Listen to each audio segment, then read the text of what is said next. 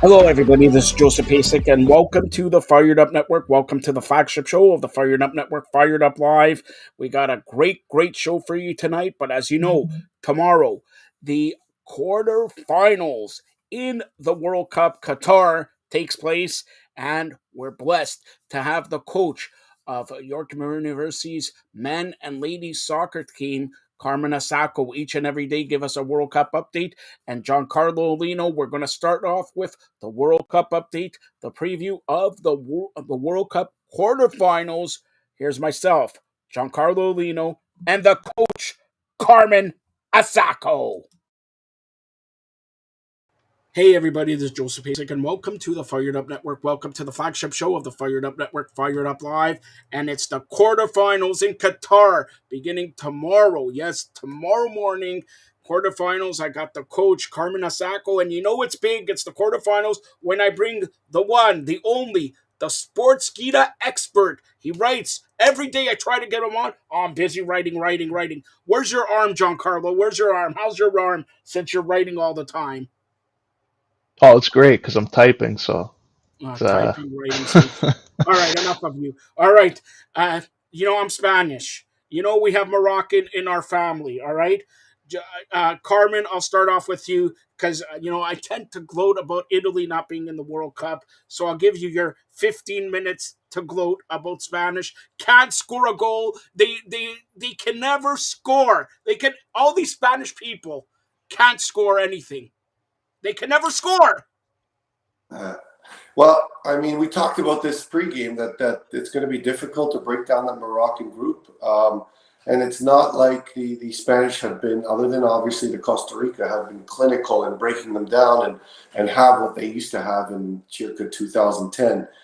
And we talked about the Morata factor, which never came to fruition. He didn't start the game. Obviously, he relied on the Daniel Olmo and Pedri to get the job done, and it wasn't. It was exactly what we expected.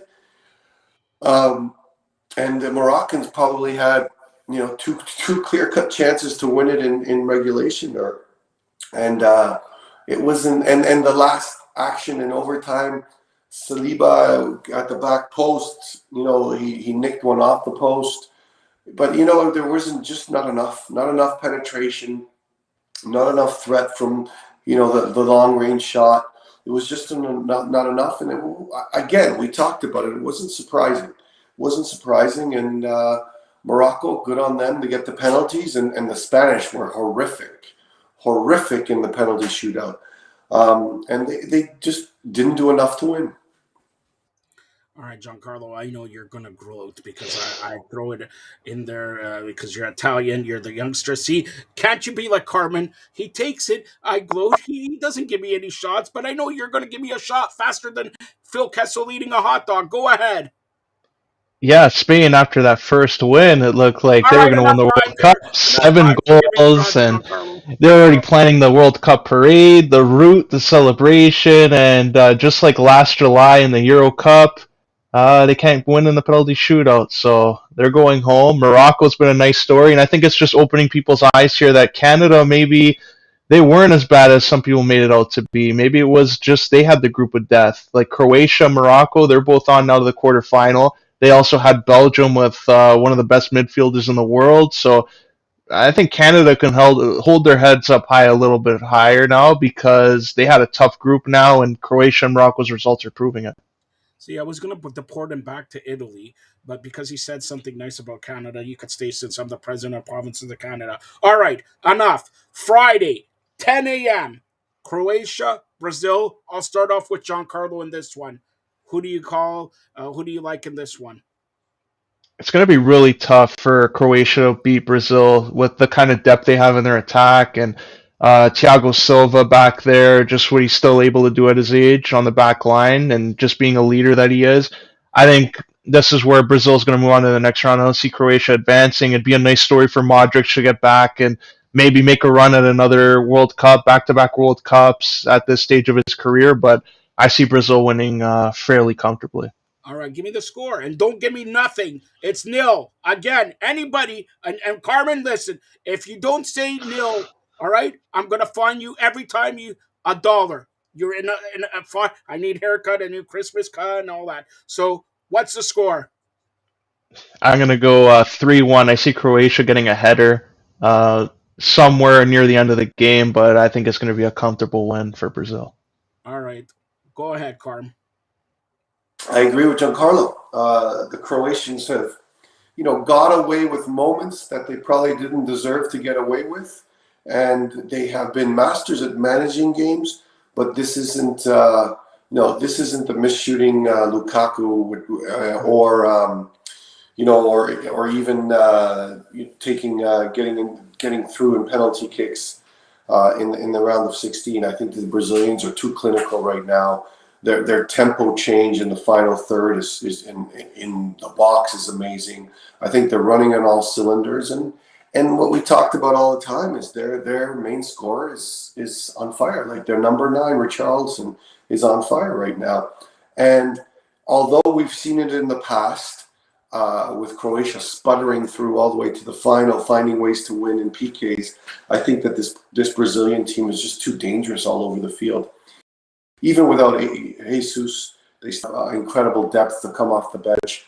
And needless to say, they're not and Neymar looked fit and healthy. So that's another weapon that will be a little bit better in the next game. So they're just going to have too much to break down. And do the Croatians have the ability to press the Brazilians higher up the field? Haven't shown that yet. So unless they get that, unless they kind of get them out of their comfort zone, getting into that final third, I think they could be in trouble. Because right now the Brazilians are just relentless and just ruthless in front of that net. All right, what's the score? I'm gonna say, I think a 2-0 or a 3-1 makes sense. I think it will be comfortable. I thought I would get $1. Even Carmen doesn't make mistakes. All right. So then Friday at 2 p.m., Netherlands, Argentina. I'll start off with Carmen this one. What a great game. What a great game. I mean, not only the history of it, but I think the Netherlands have kind of earned the right to get in there. And they're not vanilla anymore. The Netherlands for a long time have been vanilla, you know. Um, just there, not a lot of fluff, and I think that helps them because they don't have fluff in the right places. Van Dijk and Ake and whoever they put in on that right side right now, the young Ajax player has been amazing in the three. Daley Blind looks like his old self, and I think that Dumfries has been a powerhouse. And obviously up top with Depay and Gakpo, and Frankie De Jong kind of pulling the strings, and everyone else kind of working hard. I think this team is going to have to outwork outwork Lionel Messi. They have to be cognizant where and when he gets the ball. And I just don't think that the supporting cast for Argentina, whether it's been Di Maria or whether it's been the young Manchester United striker, it just hasn't. Manchester City striker. It just hasn't been enough of a supporting cast. DePaul has been, okay. He's done his job, but I just don't think that the supporting cast around Messi is going to have enough to break down the Dutch. And I think the Dutch will find ways to win this game. And again, I just think that their confidence level, their kind of continuity, their relentless ability to just not bore the team to death and find ways to move through Depay and through Gapco to find goals. I think that right now they've got the recipe to beat Argentina. So I'm going to call a 3-1 Netherlands win. Wow. All right, Giancarlo, go ahead. Yeah, I agree. I actually think this might be an upset here. I think it's going to be 2-1 though. I think it's going to go down the wire, and I think the Dutch are going to park the bus once they go ahead there and have Argentina that sense of urgency in them. But like Argentina, it's nice that they're here and all, but like who did they really beat? That is a huge statement win. Australia, where if the goalie didn't really make that mistake there, what kind of result are we talking about? We might even talk about them going to extra time, maybe a penalty shootout. So I wasn't so impressed with that performance out of them. I know it's all nice and all. Praise Messi and all that, but the rest of the team has to show up too. And I just think that Argentina, there's some signs here of a collapse waiting to happen, and I think it might happen against the Netherlands. All right. So, first of all, I forgot to give my pick Brazil. I think they will win 1-0. And doesn't matter who they play. We both want to see Brazil, Netherlands, or Brazil, Argentina. If you got your started with Carm here, would you like to see Brazil, Netherlands, or Brazil, Argentina? I know you picked the Netherlands, but for the sake of football, let's put it that way. Which would One be a better matchup? 1,000% Brazil Argentina. And I was ruining the fact that we couldn't get Brazil or Uruguay in the round of 16. Yeah. Crazy. But yes, I would love to see Brazil Argentina. All right, Giancarlo. Yeah, I'd like to see Brazil Argentina too. I think Neymar for one, that would be a big one for him, just because like his whole career, it's like that's always a narrative. Like he's in Messi's shadow, he's in Barcelona, then he goes to PSG, and then look who falls after. It's Messi. So I think it'd be a nice win for Neymar if he can get past Argentina and send Argentina home, and it'd be good for his career because a lot of time it seems like he gets. Passed up on in some of these opportunities, especially now that he plays with Mbappe and Messi. So I think he would need that win for his career. Well, you guys picked Netherlands. You guys are going to be wrong. Argentina is going to prevail in penalty kicks. Argentina will prevail in penalty kicks. We are going to see Brazil, Argentina in a semifinal. Put it that way. All right, Saturday, December 10th, 10 a.m. Portugal, not Portland, Carmen, not Portland. Portugal in Morocco. Go ahead, Giancarlo. Yeah, this one would be another upset. I would love to see if Morocco could pull it off and go to the final and have this amazing run that no one expected going into the predictions for the tournament, and they can play for a World Cup. But I think Portugal has a little bit more depth in their attack that I don't know if Morocco can handle it. I think everyone's making a big deal of Ronaldo not celebrating with his teammates, but everyone's forgetting like that scene. He's supposed to celebrate like he won the World Cup. Like he's been there before.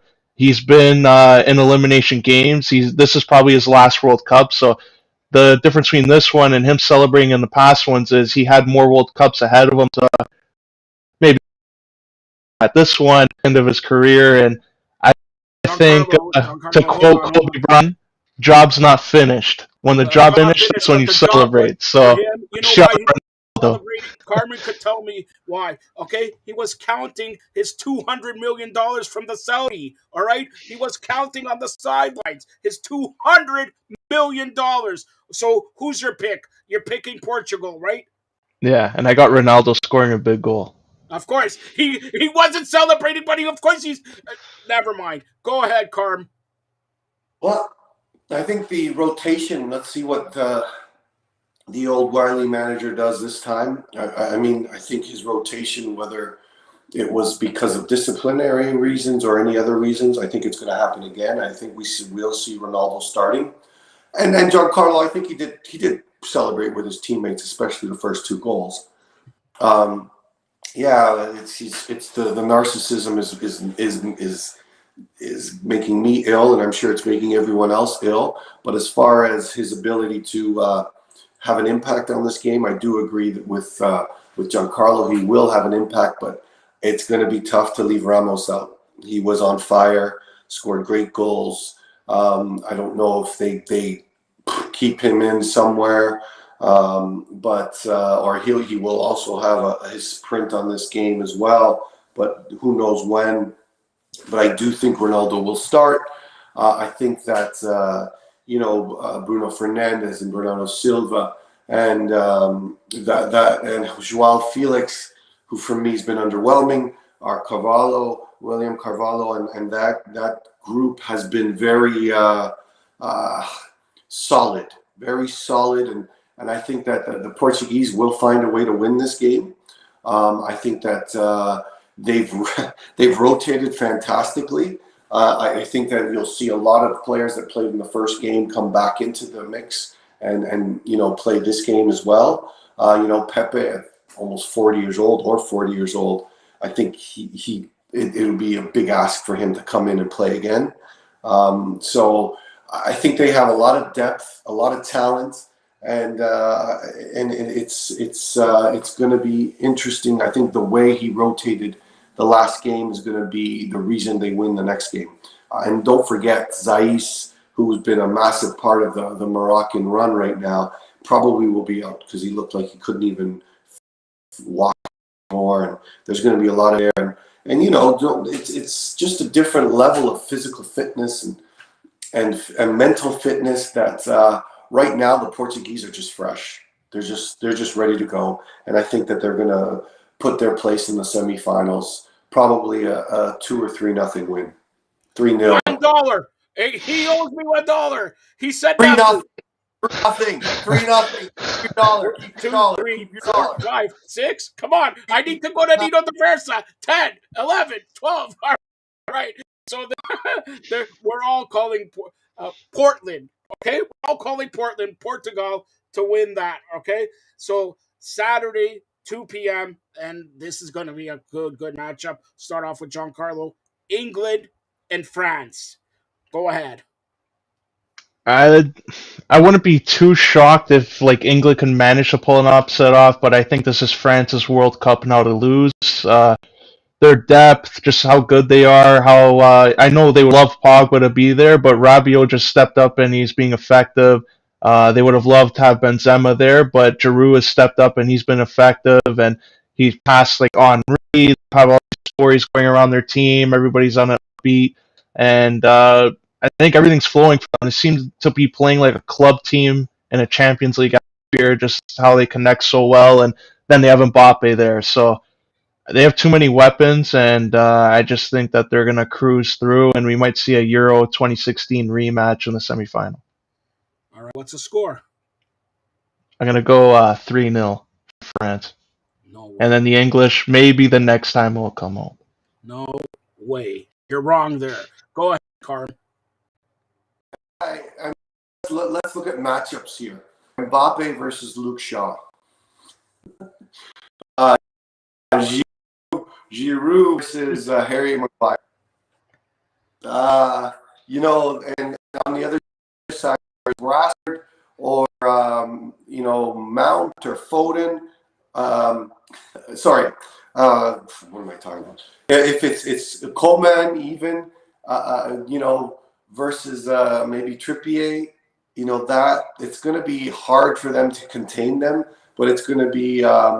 If the English lose this game, it's going to be Southgate obviously will be done, but it's going to be about the defeatist mentality that they are choosing to take versus France. But I don't see any other way them managing this game. So it just seems to me a too tough a task for the English, even in the midfield. I mean, that is where you're going to get a little bit of parity. Rabiot and Jude Bellingham has been fantastic for me. We talked about players of the tournament early on. I think that he's one of them. He's just at a different level right now, almost at an Mbappe level. And then you got Kane coming into his own, finding goals. Again, if it's matchup versus matchup, I think the English are going to struggle. I think the English have right now probably an upper hand in the middle of the field. Although Rabiot has been fantastic, Choukoudimi has been fantastic, but I just don't see how the English are going to out-defend or outplay the French. But this is a 50-50 game. I'm going to say 2-1 England, France, but it's a He just screwed 50-50. it up. France is going to England's going to win now. England's going to win. He just screwed it up. That's it. You don't go back on what you say. But anyways, by the way, Carmen, how's your teeth doing? Never mind.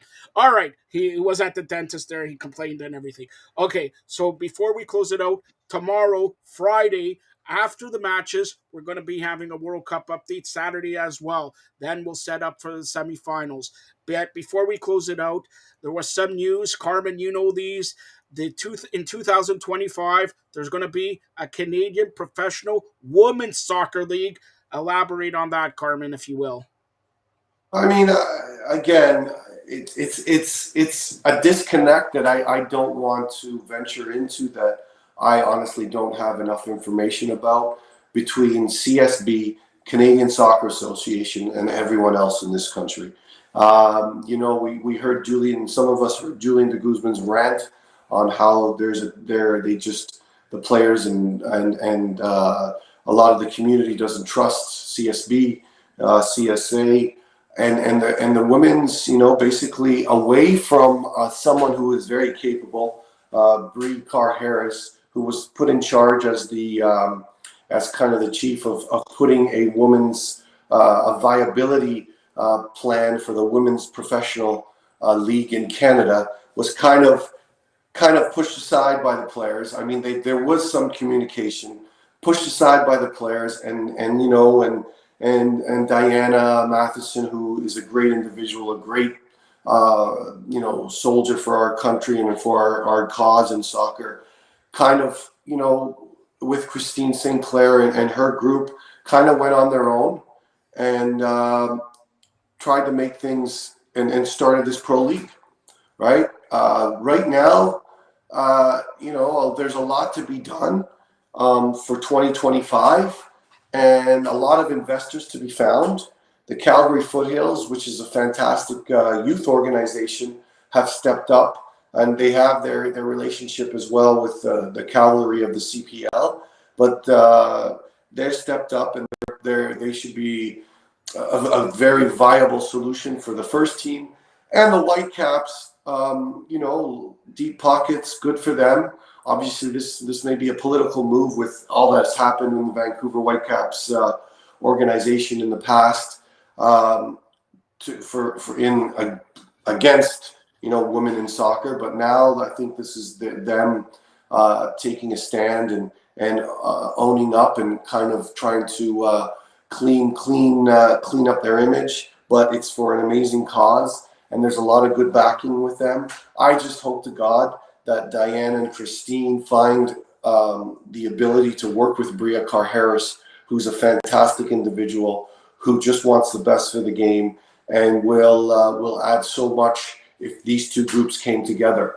Obviously, Bria was hired by the CSA and CSB, and Diana and Christina and that group kind of went away from that and kind of did things on their own. So there's a lot of political underlines here that we don't see, but it's going to be, next year is going to be a volatile search for investors and and people investing in the game. Right now, Vancouver and Calgary is right now their only options. They're trying to find at least one team in Ontario, maybe two. They're looking out east, the Halifax area. And these are great soccer communities, and I'm 1,000% sure that they can work it out.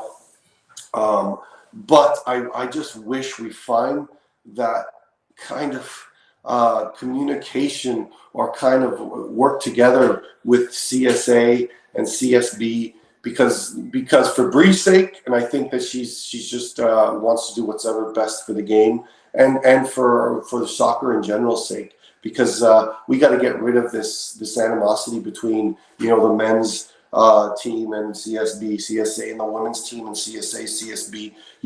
There's got to be a coming together, even the women's and men's program and everyone that is supporting them. Because as much as we complain and fight, Canada has done an admirable job in providing proper resources for both groups. There needs to be, without that relationship, without that link, it's just going to be a continuous scratch of the head. And Canada Soccer, and obviously a lot has fallen on Nick Bontis's lap, because he kind of was elected into a situation that existed for many years. He needs to kind of just get all the information and see what he can do to make things better. But number one thing to make things better is to close that gap between the players and Canada Soccer, Canadian Soccer Association, and CSB. We have to close that gap. We have to stop pointing fingers. We have to get to the table and work out a proper solution, because we're much stronger. And a lot of administrative hurdles and a lot of things that happened through the business-like preparation of the CPL came through, CSB and CSA solutions. So the ladies' league, the women's league, should use this as making their league stronger. So I pray that they both work together. I pray that the strength of a Diana, Bree, and Christine makes this thing so much stronger. But you know what? Right now, it's time to celebrate that we finally got a women's league. We talked about it on our show that would be sooner than later, and it is. And we have a light at the end of the tunnel, and we have a home. The most important thing is we have a home for so many great young players in Canada right now. And don't forget, the Ladies Women World Cup happens next summer in Australia. Also, I'm gonna let the cat out of the bag. I know millions and millions of Johns are listening and watching this show. They're not in the washroom. They're listening to watch. I heard a little birdie told me that Toronto is gonna get a team owned and operated by some guy named Tannenbaum, and they're going to announce it next year when that same person will unveil that Toronto has a WNBA team. That's all I'm saying.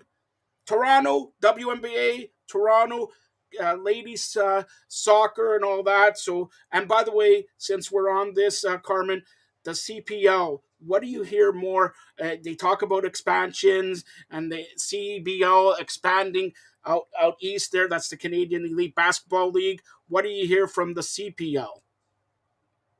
I mean, you got to understand the CPL bunch is a very um, I wouldn't use the word cautious. I would just use pragmatic in bringing in the next group. Obviously, Vancouver and Rob Friend and Josh, former players, have done an amazing job working with appropriate people to get the system up and running and efficient. I think that they'll be very pragmatic in bringing their next group in. We saw what happened in Edmonton with FAF, and that was kind of an unfortunate situation. So they don't want that to happen. They're going to be very, very pragmatic in who they bring in next. But the obvious elephant in the room is Quebec. How are we going to get a team? And I was in Quebec City with at Université de Laval with the women, and the stadium out there is fantastic. The community out there is growing, and I think that it would be a perfect place to have a CPL team. And there's other options in around Quebec area. Obviously, it's the Montreal area is dominated by CF Montreal, but that right now is the elephant in the room. How can the CPL and CSB find that appropriate franchise in Quebec? And there's other places. I mean, there's incredible. We all know that Kala Kahan, the former CPL commissioner, has his rights in Winnipeg, in Windsor. I'm sorry, in Windsor. And there's some amazing people out there with some good soccer pedigree that can make that market very viable. I mean, I don't know if you guys know, but you see what happens in Detroit City with their USL team, and that's just a fantastic experience every time. They get over, they get almost six to 10,000 a game, and it's a great experience. That absolutely 100% could happen in Windsor. Um, Kitchener, and I know that Bob Young is close to that franchise as well, and I think that they're trying to put things in place for a new Kitchener franchise, which is a fantastic soccer community as well. And there's so many. The list goes on and on. Right now it's important to support the local game, the League Ones, League BC League One, Ontario League One, the PLSQ, those leagues that are that are going to be kind of the guinea pigs for the next levels for CPL. All right. So, and we touch on CF Montreal. Giancarlo has been stunned there. He hasn't said a word, but Montreal losing their coach to the Columbus Crew. Giancarlo, you want to add anything into it? Yeah, their coach losing a few players, probably more. So their whole management, at least they're getting a return on their investment. I'm sure Vancouver, if they had to redo that draft, they would take Alistair Johnson instead of Ryan Raposo, just the kind of career he's had right now. But I think with just the amount of money they made, Nashville from Montreal, then now Montreal making it from Celtic, I think everybody's returning on their investment there. So it just shows that they got capable people in charge, and maybe it's going to be a framework going forward of producing more Canadian talents, and they're going to be looked at as kind of like what some of the German teams are with young German players. That other leagues across the world, they're going to look at this team as being a staple for Canadian players. So that's a positive sign. Carmen, anything you want to add there? Good about the next phase of the Joey Saputo kind of like right now. You saw the reactions of the fans when they changed the whole new branding. That's kind of going away right now. The whole idea of branding, he kind of has massaged some of the supporters groups and all that, and made some changes to appease them. But right now, I mean, you look at the best. They've lost Wanyama. They've lost Ali.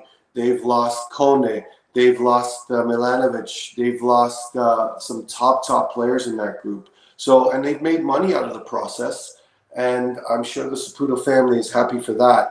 But I mean, the Saputo family, who've been a staple in the Montreal area for professional soccer, have earned the responsibility to make sure that you have a good product on the field.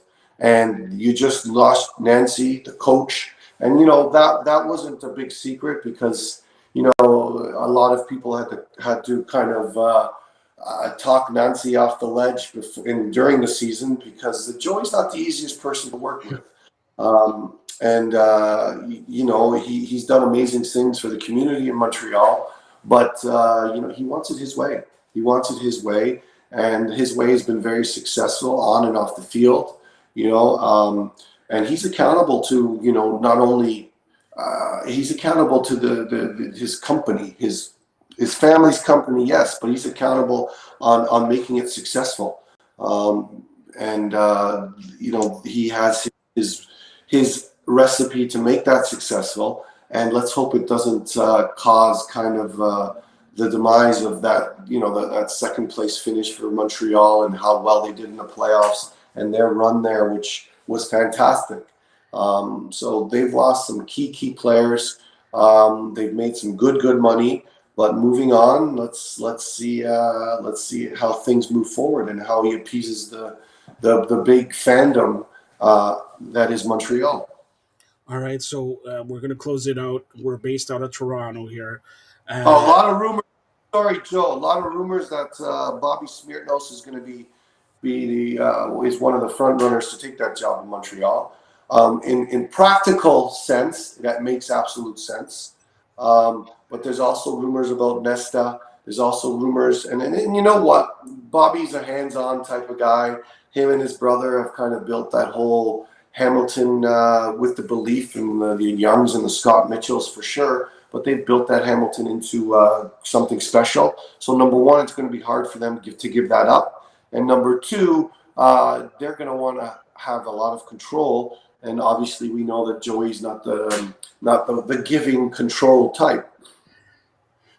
All right. Finally, we touched on Montreal. Let's touch on Toronto. Anything you hear from Toronto FC, Carmen, and then Giancarlo? I've had a quick. The other day. I had a quick conversation with Bill Manning, which was full of enthusiasm. Full Did you tell him about of. Fired Up Network? Did you tell him that Giancarlo wants to interview Bradley and everybody? Did you tell him about that? Like I said, it was a Who short pays your conversation. salary here? Come on, you gotta come on, Carm. Was there a job offer involved in this? No, there's For no. No, no, First of all, no. I'm gonna cut this off. Here, hold on. If there's I ever, it off because and he's just full of enthusiasm, full of moves. Obviously, they've got a lot to do. They've got a lot of room to do it, so we'll see what happens. But honestly, I know I go a little bit back with Bill and from my Milwaukee Rampage days when he was the GM at Minnesota Thunder. But I think that's everything was really, really positive. So I'm expecting big things. don't lie, Carm. All right, Giancarlo wants to know, and I'll tell you. But No, hold don't on. You you you know you asked him. before? Hold on, I'm telling you. We're going to get to this. You asked him, can he see the Grey Cup ring, and he took it out. You wanted a cup ring. That's what you guys talked all the time. All right, Giancarlo, stop spreading rumors, man. Stop it already. All right, Carm, the Leafs play the Los Angeles Kings at the Scotiabank Arena. Your pick, Carmen Asaco's pick of the day. Giancarlo, bet $5 on it. He owes me 10. Go ahead. Marner got his what he was Yes, he got his Mitch assist. Marner. And He's at another Mitch Marner and Matt Murray. 44 saves against Dallas. M&M's. Never tasted so good. yeah. I mean the Leafs are on fire right now. I mean it's crazy. They're fired up. Fired up, and yeah, I think they have what it takes to beat LA tonight. And it'll be interesting to see how the coach is going to deal with that blue line when everyone starts getting healthy again. See this guy, Giancarlo. Do you have any hockey, baseball, basketball, wrestling, any curling, any tennis, any questions for Carl Sacco? Go ahead. It's more of a comment. All the Mitch Marner haters are a little silent as of late, I've noticed. What happened, all that talk of, oh, he's not good, trade him, he's a cancer to the team, he can't hit, that's what wins games apparently, not goals. So I find it ironic that everybody's praising him and in Twitter and everything and all their articles in the media, but 3 months ago, there was a different tune. So I'm sure he has a lot of receipts that he's going to be sending out to them when the Leafs eventually have success, and he's a big part of it. So backing Marner once again because he's a big part of that team, just as big of a part as Matthews is. Giancarlo, of course, adds nothing to what Carmen said. All right, Giancarlo, start us off. Tell everybody how to get a hold of you. Yeah, you can follow me on Twitter at John_411, Instagram at Giancarlo_Alino. Check out my articles on FiredUpNetwork.ca and Sportskeeda.com. Check out my recent interview with Bellator interim bantamweight champ Rufian Stotts, who fights on Friday. And yeah, if you're in Toronto, check me out on Vibe 105, where in the coming weeks we have a couple more guests, so tune in there. All right. And Carmen Asako does not want to be reached, but we can reach him at Nino Daversa this weekend, where he promised he owes $15. He's going to take me out for that meatball sub and everything like that. All right. And his pick of the day is the Maple Leafs. You got nil chance. Me meeting you at Nino Diversa. Nil. Zero chance. Zero chance. Wait. Say it right. Say it as John Freeman Nelson, Nino Daversa. All right. You're going to take John Freeman Nelson out for Nino Daversa? If I see John Nelson in Toronto, I would love to take him out. Well, hold on. The guy cuts from Atlanta, and you want to take him out. What about me and Giancarlo? We're from Toronto. You don't want to take us out? Well, that should tell something about yourselves. All right. Stay tuned for more great programming here on the Fired Up Network. Thanks a lot, guys. Thanks. That was a great World Cup update, preview of the quarterfinals with the coach, Carmen Asako and Giancarlo Lino. Giancarlo Lino will be back later on tonight as we talk wrestling, and we do a lot of talking about wrestling, previewing two pay-per-views, NXT Deadline and Ring of Honor Final Battle, as well as UFC 282 and Bellator 289 pay per views. And of course, just looking at the Leaf game here, 2 minutes left in the first period. We are scoreless between the Toronto Maple Leafs and the Los Angeles Kings.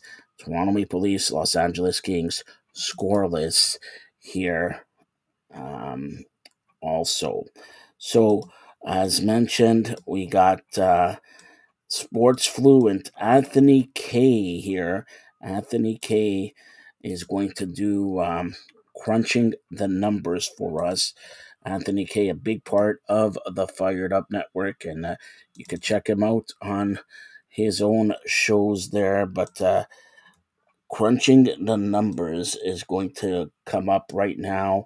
Here is Anthony K. Holy smokes, I'm no joke out the bullpen, bringing nothing but heat, leave you hanging like clothes. Welcome to Crunching the Numbers. I'm Anthony K. You can find me at sports_fluent. This week, we're going to go through the numbers as we always do against the spread. We'll give you the percentages, strategy.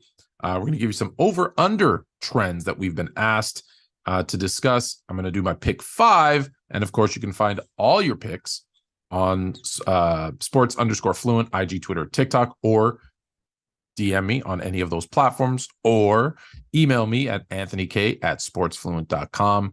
Last week, we went 10 and 5. I believe there's 15 games last week, if memory serves. But we got 10 right. That's what I know.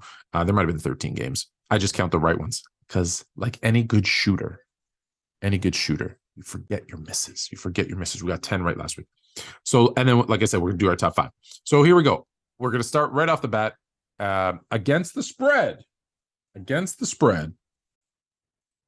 away teams, it's changed a little bit. It was 50. Home teams won a couple extra games last week. Now 93 and 96 and 6. This is against the spread, 49.2%, which means home teams are 50.8%. Favorites against the spread are 45%. The dogs are 54, obviously 0.5%, 103 wins to 86 wins for the favorites. So dogs are winning more against the spread. Away favorites, 43%. Away dogs, 53%. Home favorites, 46%. And home dogs, still your best bet at 56.6%.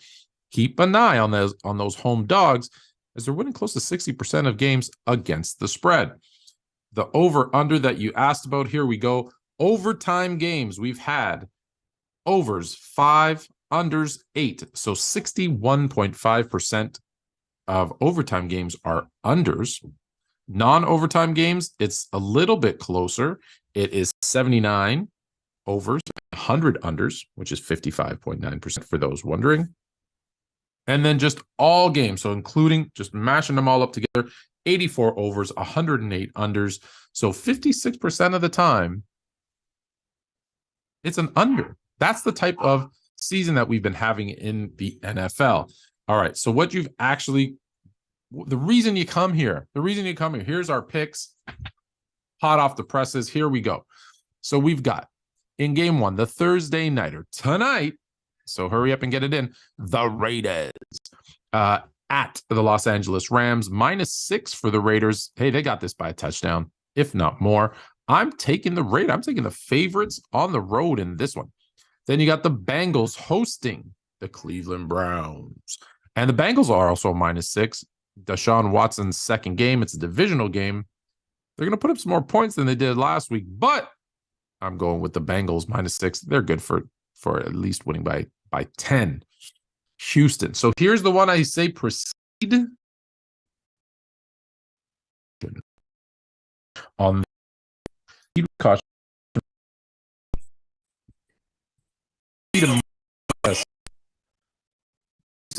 Traveling to Dallas. 17-point favorite at the time of recording this show. I just have this feeling Houston's going to be this interstate matchup. They're going to lose. They're going to lose. And there'll be a point in the game where they're down by 20-something points, I'm sure. I just have a feeling. So that's why I say proceed with caution. I have a feeling Houston keeps this one within 2 touchdowns. They still lose. I'm taking Houston in the 17 points. Kansas City traveling to Denver. We mentioned Denver. Horrible season. Russell Wilson, disappointing. Everything's disappointing in Mile High right now. 9.5-point favorites are Kansas City going into Denver. I'm taking Kansas City on the road and the 9.5 points. I know I'm nuts. The last one, the Monday Nighter. The New England Patriots travel in to Arizona as 1.5-point underdogs. And I'm taking the New England Patriots to win this game and cover the 1.5 points. I think they win by a field goal. New England Patriots over the Arizona Cardinals. Now you're more fluent. So if you want any more betting advice, check out Crunch every week. Network. I'm Anthony K, sports_fluent. Now you're more fluent. Holy smokes, I'm no joke out the bullpen, bringing nothing but heat, leave you hanging like clothespin. Well, thank you, Sports Fluent Anthony K. He'll be back after the following segment with the Fantasy Grill. Well, now I present Unstoppables. Derek Bowles, former basketball player, and he's been a big part of the Fired Up Network this week. Well, it's an very interesting guest he has on the show, and we're going to get to it right now. Here's Dick Bowles with Rick Grunden. Hi, I hope everybody's having a great day. I'm excited to have a really phenomenal person, a phenomenal guest on the show today, Unstoppables. I would like to introduce you to Rick Grunden. Rick, how are you doing, brother? I'm doing fantastic. I'm so grateful to be on here with my friend. It's been a long time coming. Yeah, absolutely. And, I always love when we get a chance to connect. We've done a lot of good things together, been all over the world together, LA, you name it. We've done a lot of phenomenal things. But I really would like you to, this show is really about financial resources, right? Financial support, financial help. And I kind of want you to give a little bit of background of what it is that you do. Man, I give cash. That's my whole thing is I give cash. I find ways to find people that we do all the start a business bank, many other banks around the country, because nobody in the banking world wants to have a new person come in, bright-eyed and bushy, tell a fantastic, great idea that is not proven, and they're like, I want money to start my new idea. People literally do not want to have that person sitting across them. Our company does all the traditional lending for businesses who want to expand and get new leases. We do all the traditional business lending, personal lending, but what we specialize in, what separates us as our niche and our superpower, is getting money for brand new startup businesses. And that's why all these major banks do 100% of the funding through us. And so we find amazing people. If they're not wanting to start a business, I also show people different unique ways that I've discovered for bringing in cash, unstoppable amounts of cash coming into your life. And the unique pitch on that, lots of people show you how to make money, but I do it with systems where you can actually have time and financial freedom. It's one thing if someone shows you how to make a lot of money, and I think you know that I used to run the largest accredited only investor group in the world. And that means that the government gave a title. It's not, we've heard of accredited universities, things like that. It means that they are, gone through some program to be accredited and qualified. All it means in the U.S. is that for someone to be accredited just means that they've got money. So they either have to have $1 million net worth, excluding their main home. This is a new law that was put in by Obama saying, for that couple home years ago for, $300,000 and now it's worth, that doesn't qualify you. You have to have dollars net worth, excluding your main home, or make $200,000 per year as an individual for the previous 2 years, not new money, but previous 2 years, and expect to make the same or greater than the current year.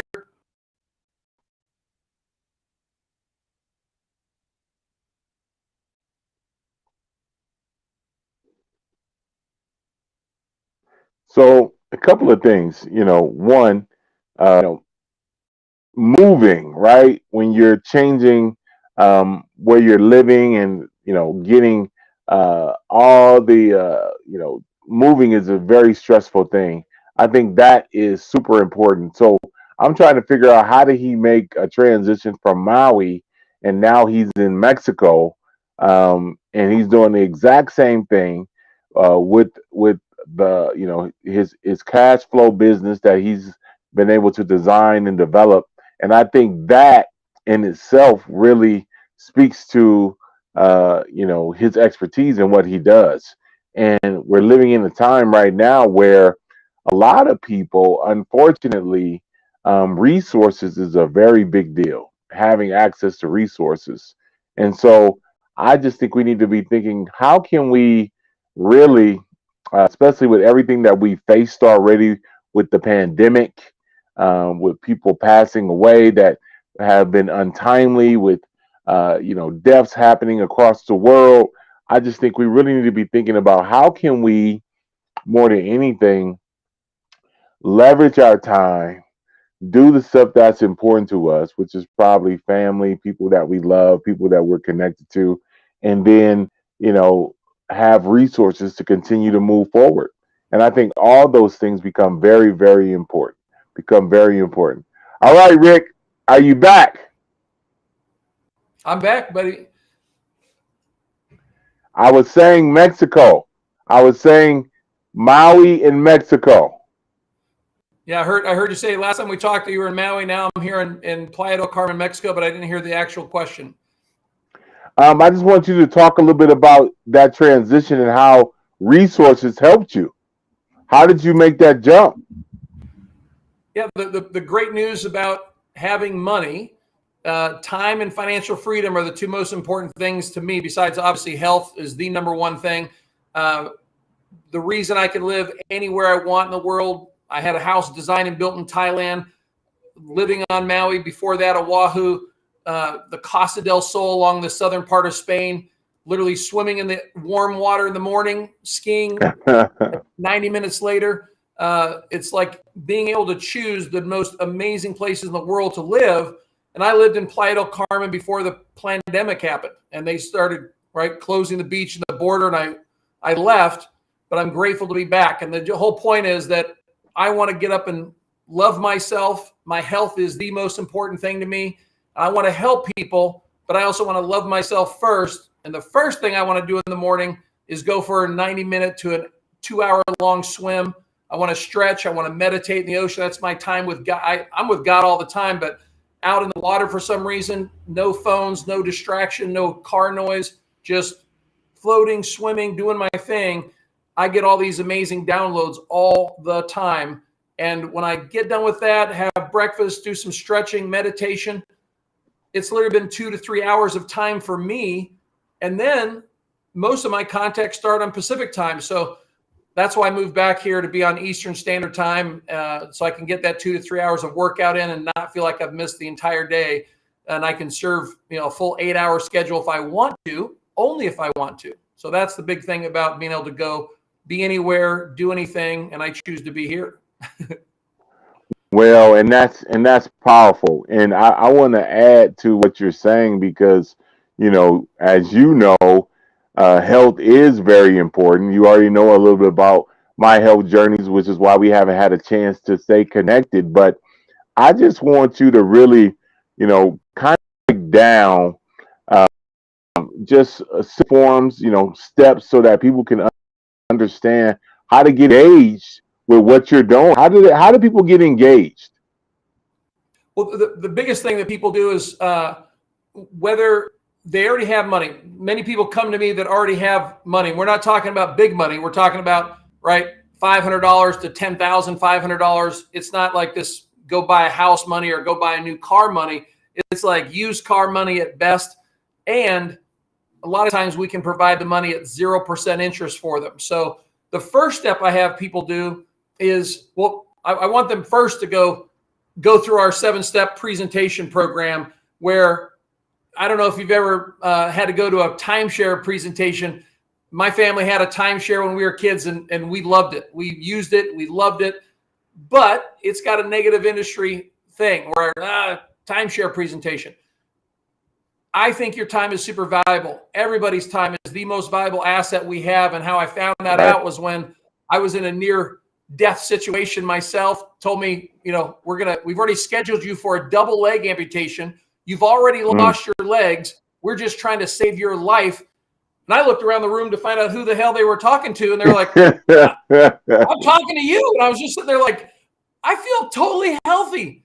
But I didn't even tell my mom. I didn't tell my own son. I didn't tell the love of my life that was, just a few minutes away from me. I didn't want them to be worried and scared. But I'll tell you what, it was a moment of finding out what the most valuable asset in my life was time. All of a sudden, it's like they're acting like my time was going to be shut down. I'm young and healthy and vibrant and alive.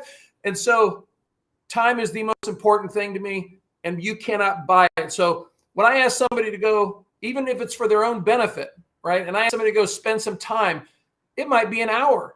Now, we go use an hour to go watch a TV show all the time or go watch a 2-hour movie all the time. That's entertainment. I'm not talking about entertaining you. I'm talking about wanting someone to spend an hour with me, not with me, but my system online, so I can be out playing and swimming and doing the things I want to do. We've got a system that's been created over 20 years of success that walks people through a step-by-step process. And at the end of it, either they know they want to participate with us or they don't. It doesn't cost anything except time. And I want to reward the people on your podcast and any of your friends for their time, just like in the timeshare industry. When my family went to get a timeshare, we were poor. We didn't have money. My mom insisted that we all go, and even had my dad had to go. It was a requirement. Got to have the husband and wife there, because we just had to sit through the presentation and we got a vacation, right? They can afford to give away these amazing vacations because, right, they're going to have some people come through the presentation that weren't expecting to participate, and they end up buying a timeshare. We're not offering timeshares here, but the same principles applied. All you have to do is come through and take your time, invest an hour, middle of the night, end of the day. It can be 24 hours a day. It doesn't matter when, but if you invest that hour, we are literally going to be giving you an amazing choice of vacations. 125 locations around the world, including Australia and Thailand and Hawaii, where I just came from, all over the United States. Easy to drive to nearby, possibly a plane trip if you have to do that. But the point is, you don't have to buy anything or participate with us. It's literally just an exchange for your time. So that's what we're going to be doing for all your wonderful guests, and anyone that they want to forward this information on to will get the same thing. They don't have to be listening live on the podcast or getting it repeated. They can share it with their friends, and they can also get an amazing vacation themselves just by going through the system. Now, Rick, first and foremost, obviously, it's a powerful, concept, powerful idea that you have, and in getting people engaged and not taking much of their time to just really see if it's an opportunity for them to generate some cash flow, right? And that's fair. But I really want you to take a little bit of time, because as of late, I want to make sure I communicate this. I've been meditating more than anything, and it has been powerful for me. And very, I like to talk about God in my meditation, because I do believe that there's a force bigger than all of us that has his hand on everything. And so I feel like it's God giving me insight, inspiration, ideas, and next steps, and that's why I wanted to have you on the show. But I really want you to talk about your meditation and some of the ideas and inspiration that you got from just meditating. Amen. Well, I was in a situation of being on top of the world financially, time freedom, loving what I was doing, contributing to the world in such a way. I didn't know anybody that I knew that had a better life than me. I'm sure there's always somebody, but as far as I was concerned, I was just checked off on all the boxes, had a beautiful son, beautiful life, wonderful parents, all that kind of stuff. And I was in a domestic bank scandal. Domestic meaning America, not some, offshore craziness or something like that, where the owners of the bank stole everyone's money. And Wow. I came in from a lunch, assistant smiling, and he's handed me 5 messages. I was on a 2-hour lunch with some clients, having a great time. And I see one from my mom, my son, a couple other people I knew. But one of them was from the FBI. I ended up getting on a phone call. They asked me to be on a call the next day, and I'm sitting there like, I've got no issues to be ever worried about getting a call from the FBI. I've been asked to be a witness for the FBI numerous times, the SEC, the IRS. I've been flown into 26-member grand jury, to be a witness for them. So this is not a threatening phone call. I just pick up and call. When I got on that call the next day, they told us, everyone on that call, who were all the bank account holders of this bank, that regardless of how much money was in our account, and I was blessed to have just finished an event, meaning when I present and bring in large capital for different projects, I just brought in over $62.5 million into this bank. Wow. After a 9-day event with people that paid $26,250 for a ticket. I don't take any of the ticket money. They use my company's reputation and opportunity for people to be able to participate in our super high return investments and things. So that's why there was so much money sitting in a single bank account. Was we just finished that event, gave people a 3-week deadline to participate, and the bank stole $108 million from everybody, but $62.5 million from my company's account. And thankfully, I was sitting down, because I guarantee you this big man here would be just passed out on the ground. I saw the walls. I thought, like in those drugs, I don't smoke, drink, or do drugs, but I thought, man, that's as close as I've come to feeling what that must feel like when the walls go liquid. So I had a readjustment in my life where suddenly I didn't have any money. I didn't at all, because of the domino effect of one thing going into another big thing, and it was just a nightmare. I ended up not just being broke, which a lot of people are like, oh dear God, I wish I wasn't broke. I was praying to just be broke, because I was left over $2 million negative, and sitting here just like I only had a few bucks left on a credit card. All my money was eventually, every house, every car, everything. I became homeless. I had to live in the LA shelter. I used to have $110 million net worth. I'm not a dumb guy. Go bad investments. I had my money in a domestic bank, and found out that all that is protected in a U.S. bank, FDIC insurance covers only the first $250,000. And when I got that check, which that seems like a lot, but when you just lost $62.5 million, it was nothing. And the woman, I kid you not, when she's sitting there handing me this check, she's like, "Whoa, you're one of the lucky ones, because the law just changed recently. Before it was just $200,000.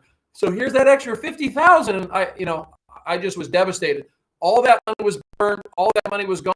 I was negative $2 million, and I was praying. I knew this wasn't some what do they call it when someone has their life readjusted because they've been a bad actor in the world. I never lost my faith in God. I never questioned. Obviously, I knew I wasn't doing anything wrong, so I wasn't like, "What happened to me?" You must be blessing these people and all these things. Long story short, I was praying about something that I could do. So another thing that happened there to compound the problem was that I also totaled a car with my son in it. My most precious cargo. I wasn't speeding, didn't fall asleep at the wheel. It was a crazy freak accident. I was going 30 miles below the speed limit and still had this crazy Wow. accident due to a water-related injury. My point is that I was left as a championship athlete, great physique my whole life, and suddenly I was left 100 pounds overweight. And then I had a slip and fall accident at that elevated weight that I wish was captured on video so we could make some money from all the viral video of people watching me fall down in this huge hole. But I permanently injured my back. I hurt my knee, my head, my wrist.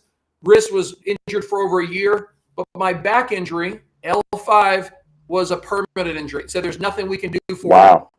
I've already had 13 some odd surgeries by this point. There's nothing we can do for you. And I was left bedridden at 475 pounds and just kept going up. I had to have guys come over, the big guys, to help me go from the bed to the toilet. Thank God I didn't have to have any help in the bathroom, but it was still very emasculating, very depressing. And I got to 634 unmovable pounds and was just not at the end of my rope. I was never suicidal. I was sitting there just obviously very upset, never suicidal, but praying to God, like, how on earth can I solve this? And first thing that came to me was water. That with the water buoyancy helping me, because there was too much pressure on my body, my back, everything, I could not move, I couldn't work out. But God said, if you're floating,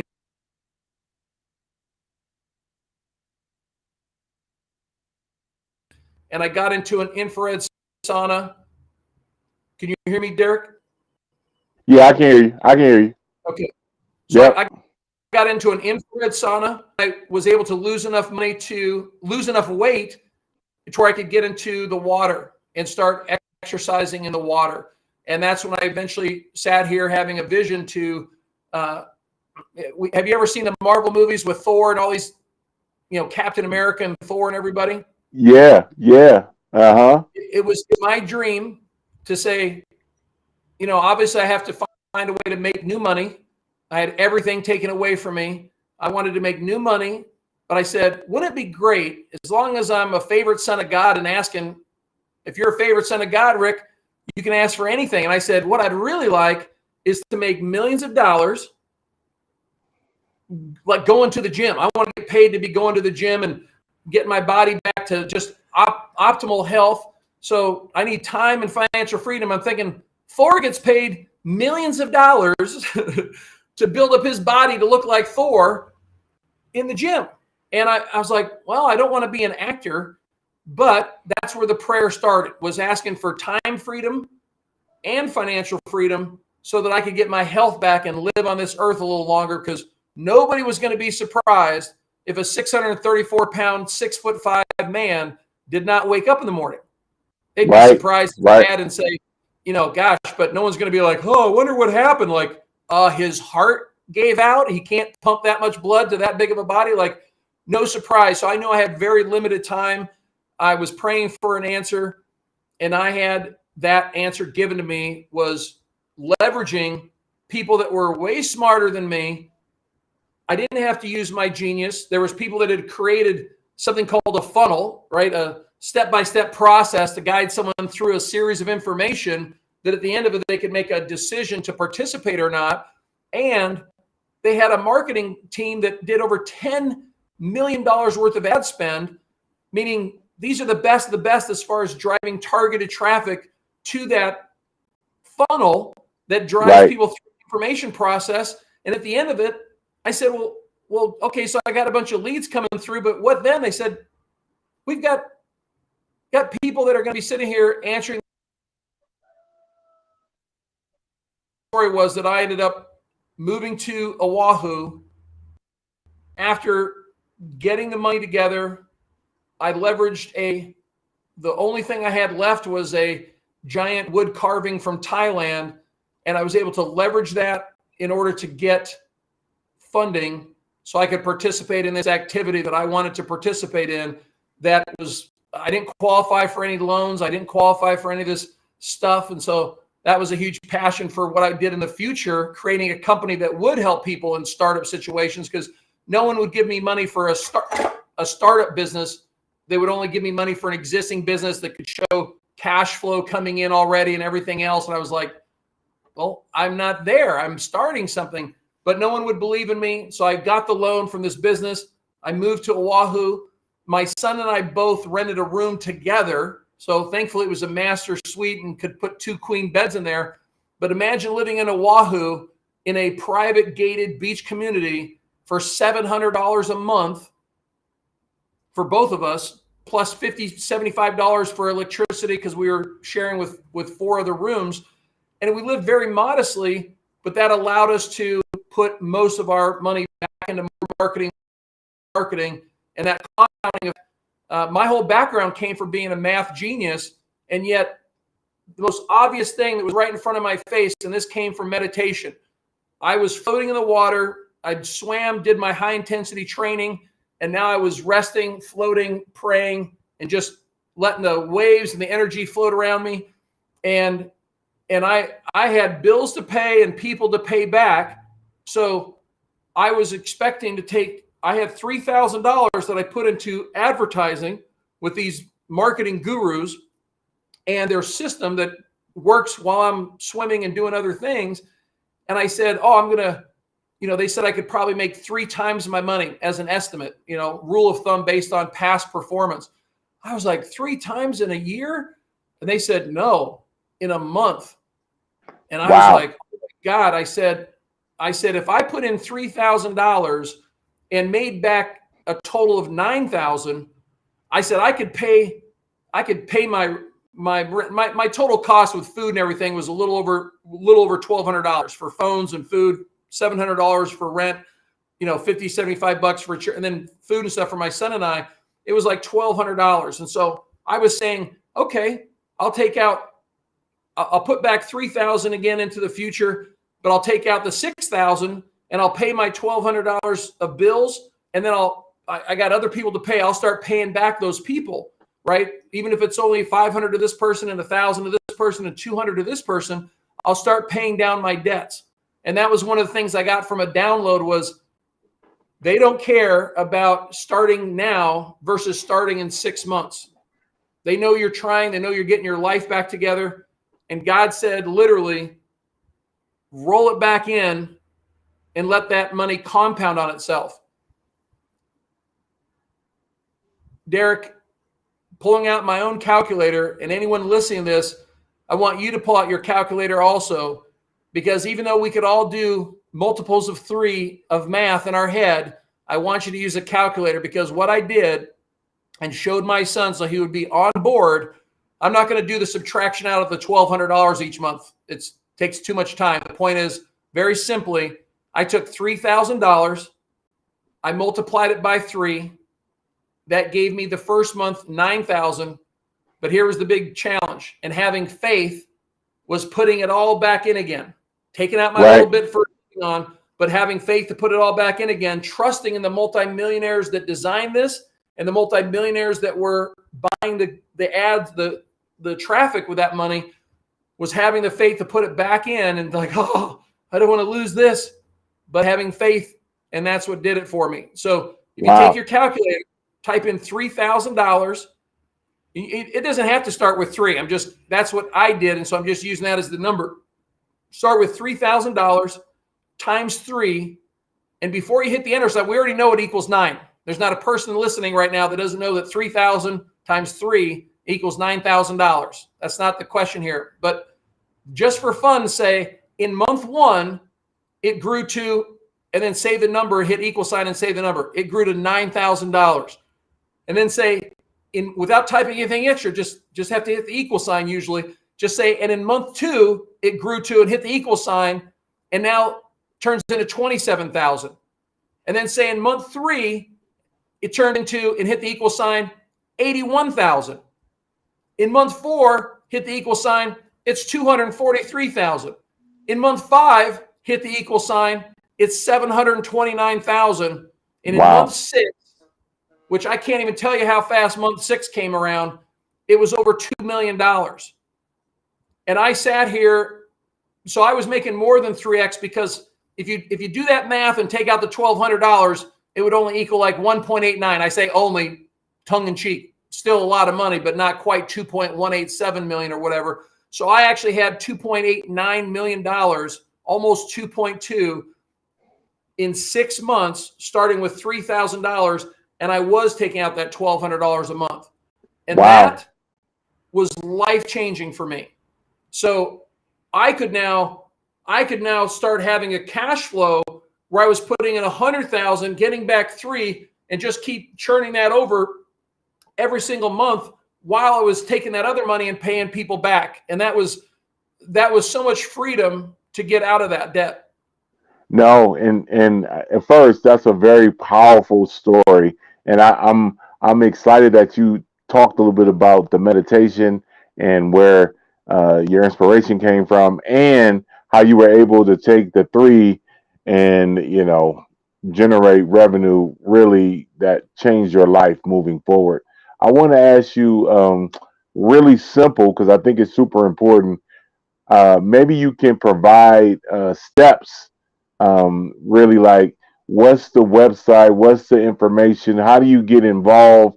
Can you give us a little bit of background so those who are listening, and you know how I am, you can already look in my eyes, I'm living this life of unstoppable, and don't be fooled. Me and Rick are going to do a whole bunch of stuff together. But right now, I just want to provide this as a resource to those of you who are tuning in and listening. So, Rick, I don't have the expertise, but I'll give it to you to kind of be a teacher and maybe provide some information. Awesome. Well, the first step that somebody would want to do just to find out if they have interest in the kind of things that I'm talking about of having time and financial freedom is you're going to want to go to gettimeandfinancialfreedom.com. There's a little intro video, and then it asks you for your information just so we can follow up with you if you have any questions or whatnot. But just by entering your information, it's going to take you to that 7-step process that I'm talking about. That 7-step process is about an hour. And only for going through and setting up that time, you're going to have that opportunity to get a choice of a vacation. Just for putting in the time. Whether you decide to participate with me and go through this process that's allowed me to have this ultimate time and financial freedom that I've helped countless people I don't even know. Meaning that the marketing to people, I'm not having to talk to my friends and family. I'm not having to talk to people I know.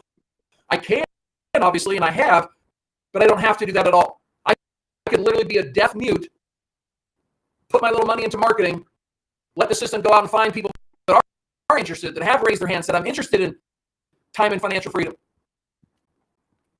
All of a sudden, the bottom line is people can go in and say simply, get timeandfinancialfreedom.com, put in your details, and then go spend an hour going through that process. Take notes. Whether you're interested or not, you're going to have an opportunity to write back to us. Right? My phone number is on that site. You can text. You can call me on WhatsApp. You can do anything you want to do to get a hold of us. We'll make sure you get that choice of a vacation, whether you decide to participate or not. If you decide to participate, we're going to be giving you, as a sponsor for my company, givescash.com, we're going to be giving you the first $500 towards any of those participation levels, because when you come through the system, you get to decide how much you want to receive from the world, right? First, you must give before you receive. First, you must give, and then when the system goes and finds people who want to give to you, the first person, you've got to give to somebody else. So step one is you got to give first. Second thing is you've got to give up the first person that tries to give you something. And you say, no, give it to somebody else, please. And the computer system does all this. You don't have to talk to somebody. It does it for you. But after that, you're open to receive gifts from people all over the world, and they're all tax-free gifts. So there's participation levels as little as $500, $1,500, $3,500, $6,500, and $10,500, of which you can get those in whole gifts or partial gifts. The point is, you can start at the $500 level and keep adding and building your way up as you bring in money from people from all over the world. What I'm offering to everyone listening to this is very simply this. If you decide after going through those 7 steps, you're already going to get a vacation from us, but givescash.com is where I tell you to go to apply for funding So you can buy in at whatever level you want to pay for as that first opportunity. It's not a business, so it's not startup business funding, but my company can give you 0% interest to give that money if you don't have it to start out with. So you can apply at givescash.com. It doesn't hurt your credit. They'll walk you through very gingerly, see if they can help you. If they can't, still reach out to me because I've got lots of other methods to be able to help you if they can't, right? But here's the promise. 2 things. Just for spending the time, I'm going to give you a choice of 125 locations for a vacation. That's step 1, just for exchange of time. If you decide you want to participate, saying, this sounds amazing, I'm going to give you your first $500. Meaning, normally, what was step 1? Step 1, you have to give first. So to activate everything, you would have to give one of those things, 500 up to 10,500. And what I'm saying is, instead of giving me 500, I'm going to check you off as if you did hand me that 500. So whether you're starting at 500 or all the way up to the 10,500, you would be subtracting out $500 of that gift that you would have to normally be giving to us first, because we're going to check you off as our gift to you. And it's the same thing as giving you $500. So those are my 2 steps. 1, go to gettimeandfinancialfreedom.com and go through the 7-step process just to find out if you have an interest at all. Get that free vacation. Second step, go to givescash.com. That's GIVES cash.com. So givescash.com. Again, it does not hurt your credit. Do not prejudge yourself and say, oh, I would never qualify, because the reason why Wells Fargo Bank and lots of other the biggest banks in the world go to us for startup business capital is that we've got ways that nobody else has. That's why we're so top in the world and used by the biggest banks, is because we can say yes when most banks say no, and it's at 0% interest. So those are my 2 big steps there for people to participate. Okay, no, that's great. That's great, and like I said before, I'm excited, and I'm excited that you're at least sharing information for people who realize the importance of having cash flow and the time opportunity that it creates, and the freedom that it creates, and the ability to not have your revenue controlled by a president or a CEO of an organization. And so everything that you're saying, very empowering, very supportive and helpful, and I love your spirit. And so I got one more thing I want to talk to you about, and this will be my last question for our interview today. Talk about how you lost that weight. I mean, I'm looking at your body right now. You look phenomenal. Yeah, your arms look good.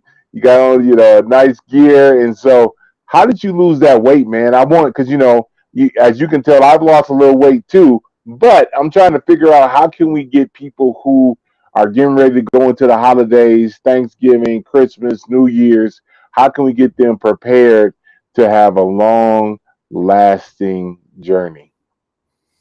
Yeah, so 90 plus percent. So the reason why I got heavy in the first place was because of immobility. And then, normally let's just say I got mentally weak and put on a bunch of weight, whatever the reason is, I would normally be able to go back to my athletic background and be like, oh, I'm going to go work this off. I'm going to eat right. I'm going to exercise my butt off, and I'm going to get to the result. And I couldn't move because of my back. I couldn't be on my feet. So I sat here, got into the pool. So the first thing I did was I did use an infrared sauna, which is a medical device. So I was able to get a doctor to give me a prescription so they could write it off my insurance plan, and my insurance paid for it. But you don't have to have an infrared sauna. That was helped me because I was so massive, over 600 pounds massive. So they wanted me to burn off me without, because I couldn't get into a pool yet. I couldn't get mobile even to get into a pool. Even the carrier that lifts you and puts you in the pool couldn't hold a 600-pound person. So even the weight assisted thing, they said, you'd have to walk and get in the pool. And I couldn't do that with my body and my back at that time. So I had to lose a bunch of weight first. But here's, for most people out there, there's very few people going to be on the phone call that are 600 pounds or anywhere close to that. So the number one thing that I got involved with, Derek, was something called intermittent fasting, which I'm a guy that grew up on a ranch. We grew our own fruits and vegetables and meat, and we ate, 3 main meals a day, but we had snacks, right? So I was eating 5-6 meals a day, incredible shape. And I just thought you needed that in order to live. And so I started doing intermittent fasting, which is a period of time where you have a window that you're eating. A lot of people do from like 12 to 8 or 12 to 6, like a 6 to 8 hour eating window. And that's usually where people start. I started from just a 2 to 6 hour window because I rarely was hungry. I was a very high energy person. So I only ate between 2 and 6 p.m. And then I wouldn't eat the rest of the time, just drinking lots of water. And that for me worked out great. And then I started realizing that, I was eating starting exactly at 2. I would eat, take me about 20, 30 minutes to eat. And then I remember I'd start eating at 5:30 so I could be finished by 6. And I seemed like I was forcing that second meal down. I wasn't hungry at all, but I'm like, I got to eat because my window. And I read about people just doing 1 chew a day. Chew means eating. Sometimes I'll have a smoothie or some kind of blended, drink or something to start the day. Very rarely, but sometimes I do that.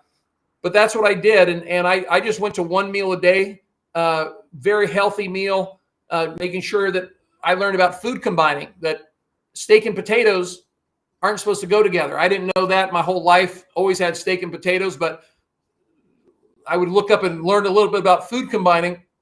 And those 2 things are the most things. I just drink water. I've never put a person to smoke, drink, or do drugs. So it wasn't like I had to give up my habit of Coca-Cola or something like that. That's one of the biggest. Soda pop is one of the biggest, whether you call it soda or pop or whatever. Those 2 things are one of the biggest things that they put on lots of excess weight, calories that don't need to be there. But yeah, drinking lots of water. I do drink special water. So I have a hydrogen machine that makes water, but that wasn't a key factor. Just any type of clean water should do the trick, but water's not all created equal. I would highly look into hydrogen water, but yeah, lots of water, moving. So swimming was my movement because I couldn't be on my feet. I ended up getting this near fatal bacterial infection in my feet. So I couldn't even be on my feet, and I still needed to lose weight. And so I was sitting here just being able to get into the water. That was my big love language, was getting in the water. Well, and again, like I said, what you were able to do, and this is why I want to continue to support you and provide opportunities to share information. Your mental toughness and your mental health and your ability to have X amount of millions of dollars stolen from you, get up to 600 pounds, and now not only lose the weight, but now become another millionaire again, speaks to your mindset and how mentally strong you are. And that's part of being unstoppable, because at the end of the day, that's really what we're doing right now. We're trying to highlight people who have overcome things that would have broken other people, would have destroyed them, would have just made them curl up into the fetal position and call it a day. But that's not who you are. That's not who you have been, and that's not who you're going to be in the future. And I'm thankful to get a chance to interview you on the Unstoppable podcast today. Is there anything you want to say in the next 60 seconds? Is there anything you want to say? There's a book series called Chicken Soup for the Soul that's sold over, I don't know if it's 1 billion books now. It's a crazy number. Chicken soup means it makes you feel good, right? Chicken soup makes you feel good when you're sick, not feeling great. Chicken Soup for the Soul means it makes your heart feel good. There's a gentleman I found online that someone sent me who goes by the name of Jimmy Darts, like throwing a dart, but darts with an S on the end. That's not his last name. That's just his online persona. But he does something called undercover kindness, where he asks for some little help. I need $1 or $2 for the bus. My car broke down. Will you help me push my car, fix a flat tire, something where somebody offers the help. And he's called it undercover kindness. And he rewards those people and gives them $500 gives them thousands of dollars, sometimes up to $10,000. I've even seen him give cars and raise money for people that were in dire straits where they've given $50,000 and $70,000 to somebody. Go look this person up online, whether it's on YouTube or TikTok or anywhere, Jimmy Darts, and you'll see these principles that I talk about in this. Our system's been going since 2001, right? Created by some amazing lawyers that, and I know that's a little bit of an oxymoron, amazing, and lawyers, people usually hate lawyers, but they do have their time and place. And they created a system using these loopholes that allow all this money that I've made to be tax-free, which exponentially grows your wealth. When you can take out your biggest expense in our lifetimes is taxes. Taking that off my table, all these hundreds of thousands, millions of dollars are all tax dollars. It's mind-blowing. But Jimmy Darts goes out and finds people to be able to give these $500 to. And the first lesson I saw that it truly does feel amazing to give someone money. So when your listeners, normally I'm kind of robbing them of that first $500 gift that they're supposed to give to somebody else, but I don't care. There's plenty more opportunities they can give. My point is, the first step is giving like Jimmy Darts does. And then the second thing is he'll go up to somebody who's done some amazing act of kindness where he's rewarding them with the $500, sometimes $1,000. And they say, oh my gosh, please give it to somebody else. A mother that has kids, somebody else. And it's just amazing. So those are the two steps. We first give, right? And then we receive. And we have to give up that first gift that we receive. And then we can just receive endless amounts of gifts from people that God just brings in your life. It's amazing. Well, I appreciate you. I'm going to let you go, but thank you for being a part of it. Amen. Thank you, brother. Take care. We'll be in contact. Thank you guys for being a part of it. Thank you very much for being unstoppable call. Well, thank you, Derek Bowles with Unstoppables and his special guest. They're really informative. And now, Maple Leafs closing in on the second intermission, lead the Los Angeles Kings 4-0. They scored 3 goals in 66 seconds. We're going to talk with Marty Roberts as we close out Maple Leafs Forever. And we have a special guest just added now, and she wasn't on here for about a month already. Taylor Woods of the Toronto Six with Marty Roberts going to chime in as we close the show out. But right now, we did crunching the numbers. I'm going to get the Fantasy Grill with our good friend, sports fluent Anthony K. He's going to give you the Fantasy Grill. Then it's followed by myself and John Lomino on the Wrestling Show. Here is Anthony K. Holy smokes, I'm no joke out the bullpen, bringing nothing but heat, leave you hanging like clothespins. Welcome everybody to the Fantasy Grill. I'm Anthony K. Here on the Fired Up Network, you can find me at sports_fluent. That's IG, Twitter, and TikTok. This week, we're going to take you through the top performers, the top fantasy performers of last week, the top 5. One of them will surprise you. We're also going to take you through the worst, at least maybe not the worst 5 performers, but at least my 5 biggest disappointments from last week in NFL fantasy. I'll give you some starts. We're going to talk about some wire picks, and I know what you're thinking, like, but I did my waivers a couple of days ago. I know, but here are people that still might be available that you need to pick up for your playoff run. So let's kick it off with the top 5 performers week. Yes, I've got my handy note card ready because who can remember all this stuff off the top of their heads? Not me. So here we go. Top 5 performers last week. We're starting with number 5. No, you know what? Let's start at number 1. Let's give the best performer top billing because you know what?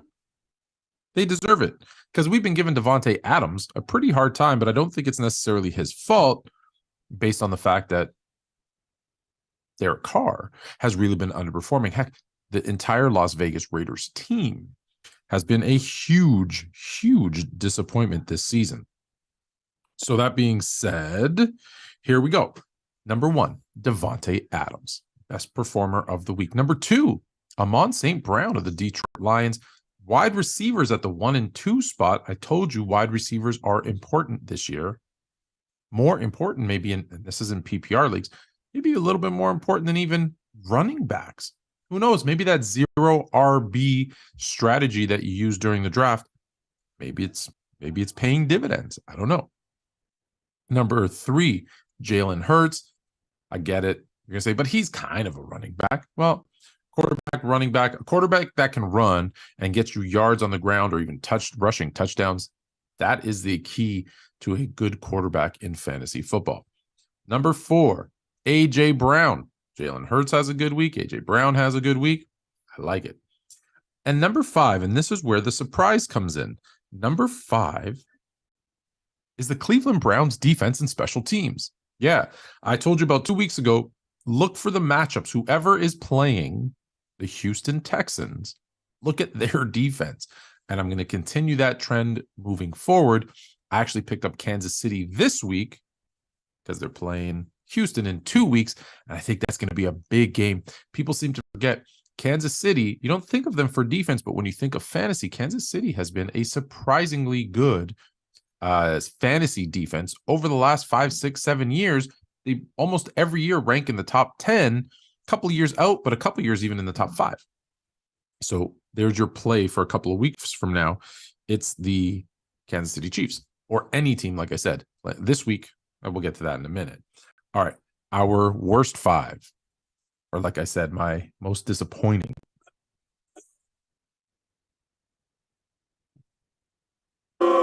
Yeah, you can boo him. Why not? So let me start with honorable mention. Alvin Kamara. Alvin Kamara is not only a disappointing this week, disappointing season for Alvin Kamara. He used to be a set him and forget him at the running back position, but this year no longer. You actually have to look at matchups. You have to look at who else you have and their matchups and decide if you're going to start Alvin Kamara this season. So he's the honorable mention. Coming in at number 5, Nick Chubb with 8 points. Very disappointing, especially in a blowout against the Houston Texans. You thought they'd run the ball a little bit. He'd get some points. Same game, same team. Amari Cooper with 8 points. You expect more from these guys, at least double digits. 8 is not enough, unlike the show used to, when I grew up at least, that show used to say 8 is enough. 8 is not enough. Number 3, and this is just a disappointing real football, fantasy football, week in, week out. I might just put him in at number 3 every single week. And that's Russell Wilson with 7.66 points. If it was me, I'd put 666 because he's been killing us over this season. And let me pause there for a minute and tell you, go take a look at Russell Wilson's contract. It is brutal. The extension kicks in after next season. After next season, he's going to be making so much money over the first 2 or 3 years, which is 3 years from now, and they can't even cut or buy him off. It'll cost them hundreds of millions of dollars in dead cap space. This Denver Broncos team has now been set back at least 10 years because of this Russell Wilson contract. It is brutal. I'll give you all the details. Come to my TikTok page at sports_fluent. I'm going to go through the entire Denver Bronco, at least Russell Wilson, horrible contract that you're in. Number 2, Travis Kelce, 7.6 points out of my tight end 1. Can't have it, especially in a season where you're not getting anything from any tight end. I need Kelce to be that guy, especially because I have him in one of my team of my league of record. So I definitely need better than that from Travis Kelce.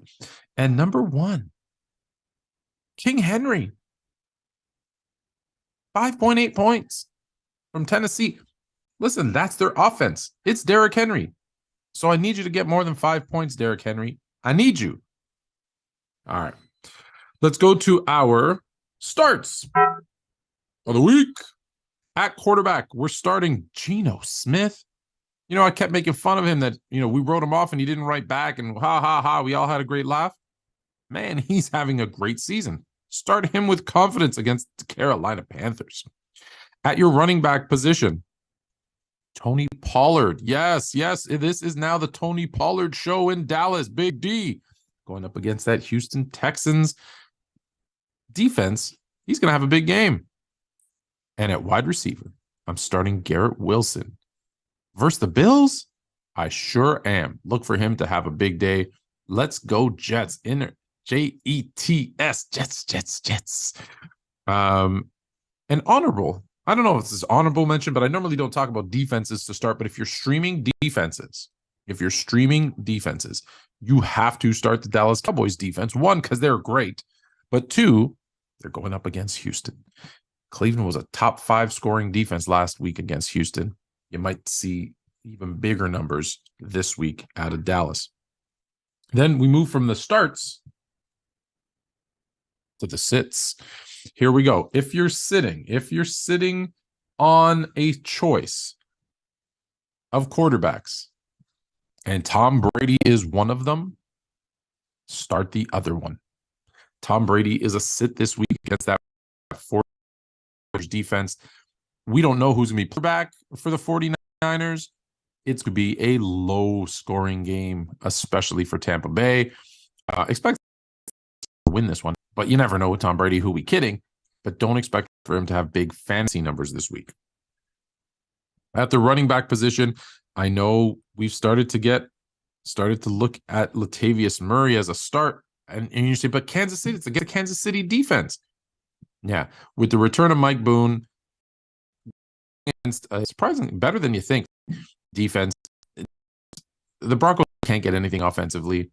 They're going up against a team that is put up points even on that Denver Broncos defense. So they're gonna, I don't know how they're gonna throw, but they're gonna have to try to throw. And that just puts Latavius Murray in a bad situation. They're going to be down there in the ball a lot. He's also now going to be sharing time with the return of Mike Boone. So it's a bad scenario for Latavius Murray. The next one, Devontae Smith of the Philadelphia Eagles up against the New York Giants. Divisional matchup. Expect it to be a close game. Expect it to be a lower scoring game. Smith is a sit-em this week. All right. So we're going to end things off with, so here are the guys that should have picked up already. So this is a reminder. We talked about them last week with the fantasy gods who will be on next week. And we talked about these guys. And if you missed it, or some of these are under 20% rostered. In the first one, I think is still only 7% rostered. So look at James Cook. As of the Buffalo Bills. If you haven't picked him up already, if he's available in your league, pick him up. I'm going to give you a bonus running back. But first, I got to tell you, NFL.com, look at this picture.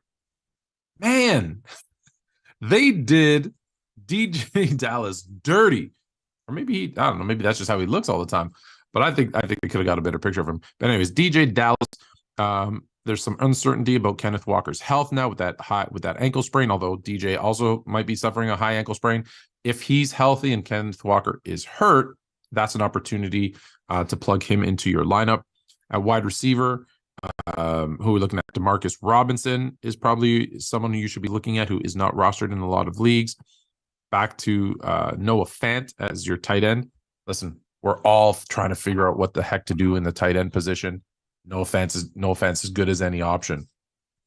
If you stream quarterbacks in a 2 QB league, maybe you're in a super flex, here's some quarterbacks you should look at if you don't have them on your roster already. Jared Goff. Obviously, there's an injury to Lamar Jackson. If he's not able to go, Tyler Huntley. Obviously, we know what he can do also with his legs. And don't be fooled by Deshaun Watson. Don't give up on Deshaun Watson. For those of you that picked him up and kind of stashed him, if he's available in your league and you have a roster spot, slide him in there. He might be a sneaky fantasy championship winner. If depending on what your quarterback situation is, take a look at Deshaun Watson. And that's it for this week in the Fantasy Grill. Now you're more fluent. Yeah, Holy smokes, I'm no joke out the bullpen, bringing nothing but heat, leave you hanging like clothespin. Well, thank you, Anthony K, Sports Fluent, the Fantasy Grill. He was here for Crunching the Numbers and for Fantasy Grill. And now we're going to present the wrestling show / the On the Mat wrestling show with myself and Giancarlo Alino, where we talk about the WWE, AEW, Raw, SmackDown, NXT, Dynamite. Plus, we preview one pay-per-view, one Premier Live event this weekend. Of course, Ring of Honor Final Battle, and NXT Deadline. And we also preview tomorrow's Bellator 289 and UFC's 282 with myself and Giancarlo Alino. And the Maple Leafs have gone to the second intermission, leading the Los Angeles Kings by a score of 4-0. Mitch Marner has scored, so his point streak is now 21 games. Here is the Wrestling Show. Everybody, this is Joseph Hasek, and welcome to the Fired Up Network. Welcome to the flagship show of the Fired Up Network, Fired Up Live. Welcome to the Wrestling Show. Welcome to Giancarlo Alino. Enough welcoming. Get it? All right, Giancarlo, let's talk about the week that was, or the week that will be, or the week that, well, it's wrestling. It's the Wrestling Show. Let's talk about, start off with the week that was. SmackDown last week. Do you remember anything? No, right? You know what Yeah, I I remember? remember Bray Wyatt. I remember one thing. Ricochet is your World Cup champion. USA, number one.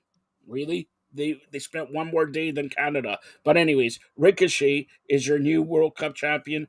That means, you know what that means? Ricochet is going to be eaten alive by Gunther. Do you agree? Yeah, I like the main event though. That was a fun match. Yeah, just the matchup here with Gunther and Ricochet. I don't know how it's gonna play out, but yeah, Gunther. I don't think he'll lose the title to Ricochet, but it should be a fun match. You know how it's going to be played out? But Get These Hands going to get involved. That sets up the feud between Get These Hands, Braun Strowman, and Gunther. All right? So that's anything else you want to touch on SmackDown? Selena Vega looks great. That's all I'm saying. And nothing really else but Sami Zayn, the Uso. All right? Then we go to Raw. All right? Matt Riddle written off. Off. Could we see Matt Riddle come back for the tag team championship closer to WrestleMania with who? With who? Randy Orton. He's been Would written make off, sense. and then they capture the tag team titles probably at WrestleMania or whatever. But he's written off there. Also, let me see. Let me see your watch, Giancarlo. You have a watch or what? Is it No. fake, like the Miz, or what? JBL's like that poker tournament and all that. If JBL invites you to poker tournament, do you have $50 to throw in that poker tournament or what? No, if I see Dexter Loomis, that means you're gonna lose, and he'll pull out the axe. So I would decline that invite. So hold on, Tamina. What did Tamina and Dana Brooke do? Like honestly, what are they, statues there or what? Like, enough with this. And then they're again teasing with Kevin Owens coming on. So Kevin Owens, Sami Zayn. Where do you think this is going to lead to, and how fast? Because at the Royal Rumble, you could see Kevin Owens take on Roman Reigns again, and that is like a schmoz because something's going to happen. The next Premier Live event is an Elimination Chamber in Montreal. So either Kevin Owens headlines or Sami Zayn headlines, and then that starts off like again. The plan is Kevin Owens and Sami Zayn to team up and probably take on the Usos, but what about Riddle and Randy Orton, like we said? So it's again, are they holding two belts? Are they going to defend both belts? Roman Reigns, is he going to defend both belts? There are rumors that The Rock will come in and win the Royal Rumble, and then Rock and Roman Reigns at WrestleMania. But what about Cody Rhodes? Does Cody Rhodes win? Like, oh my gosh, what do you say this? I'm mindful of all this. Yeah, I think Royal Rumble, Kevin Owens, Roman Reigns, and that's where they turn on Sami Zayn after the match, leading to Sami Zayn stepping in to take on Roman at Elimination Chamber in Montreal, and they continue to build up for The Rock to face Roman at WrestleMania. I know it would make sense to have The Rock be a surprise entrant, but they want to take advantage of it marketing wise. So I think he'll be announced for the match sometime in January. But I do see some other surprises like Shawn Michaels and Stone Cold being surprise entrants. So I think those guys will go with unadvertised. But if you're going to take advantage of the marketing, I think The Rock should be advertised for the match. Well, here's the big problem, all right? Here that nobody's talking about. You mentioned Shawn Michaels. Where's he from? San Antonio, Texas. Where's the Royal Rumble from? San Antonio, Texas. And do I dare tell you that Stone Cold Steve Austin, where is he from? All right, Texas. Where do I dare tell you who came back to the WWE, who's now sort of a manager? JBL. Where's he from? Booker T. Where's he from? Also, okay, I got to be honest. I heard rumors that Ric Flair is gonna come and participate. He could do that. Just somebody clothesline him or whatever over the top rope. You know, he's there for 10 seconds, and you know that the Royal Rumble is gonna be interesting to say the least because there's so many things. Cody Rhodes coming back. Is Randy Orton coming back? We know somebody is coming back, but he can't be on camera now. Yes, I'm revealing it here. William Regal is now gone from AEW. They written off. We'll talk about that in a couple seconds. But he's now a coach, and he cannot be an on-camera figure for a year. That's the deal there. So he can't be an on. So he'll be coaching his son, who got a big victory on NXT this week. Dempsey there got a big victory, but he'll coach his son. The WWE's happy about it and everything like that. Would you rather see William Regal as an on-character role or behind the scenes, Giancarlo? To me, it doesn't really matter. Like when he was in WWE on NXT, he was the manager role, but they use him more for backstage. That's where his influence is really highlighted the most. He can really zone in on some of the guys. Shawn Michaels is kind of that role for NXT. So I think Regal will be there and backstage role helping along the show. So I think it's a positive, and he doesn't need to be on camera, I don't think, at this stage. Giancarlo, I'm a little bit worried because that poster of Italy soccer, there's some flashing, like something flashing, like a white rabbit or something like that. Is Alexa Bliss close to you or what? Alexa Bliss, she won. Now she's gonna take on our Bailey and all. Alexa Bliss is gonna win that. Okay, Alexa Bliss against Bailey to determine the number one contender to the ladies' title. The winner takes on Bianca, but looks like Alexa Bliss. She may have something to do with Bray Wyatt. Maybe Alexa Bliss is taking out. Let me talk to you, L.A. Knight. Do you think that Alexa Bliss is taking out L.A. Knight? I think there's a lot more members of that stable, so it'll probably be revealed that it's Eric Rowan or Bo Dallas in the next couple months. But I do see like Alexa Bliss joining them, so I think that's because there are 4 members out of the 6, and maybe Braun Strowman eventually. But I think Bray Wyatt, they have plans to really focus in on someone on SmackDown and continue using Alexa Bliss on Raw to further that whole storyline. All right. Anything from Raw that you want to add? No. Yeah, that was a great poker game won by Dexter Loomis. He's making a lot of money back that he lost before, so he's having a nice month there in WWE. And yeah, this guy's loaded, man. But too bad. Hey, Dexter, Giancarlo and me need a loan here. That's all. That's all he's gonna say. All right, let's get to AEW here. They written off, like I talked about a couple seconds ago, William Regal with an interview by Tony Schiavone. Apparently, 2 weeks before he was gonna leave and all that. Go ahead, tell me about that interview because are you Blackpool for life? Yeah, this whole thing of him being written off, I think they did it well with MJF. The interview segment made it worse. Like they didn't really need to do that. They did it perfectly last week. They should have just ended it there. Now it just adds more questions like William Regal leaving. Like they could have just ended it with that one turn by MJF and it would have been fine. But now it just doesn't make sense and turns the whole story upside down pretty much there with the Blackpool Combat Club. Hold on. What do you mean doesn't make sense? He came on and said he did it to toughen up John Moxley, to toughen up Claudio.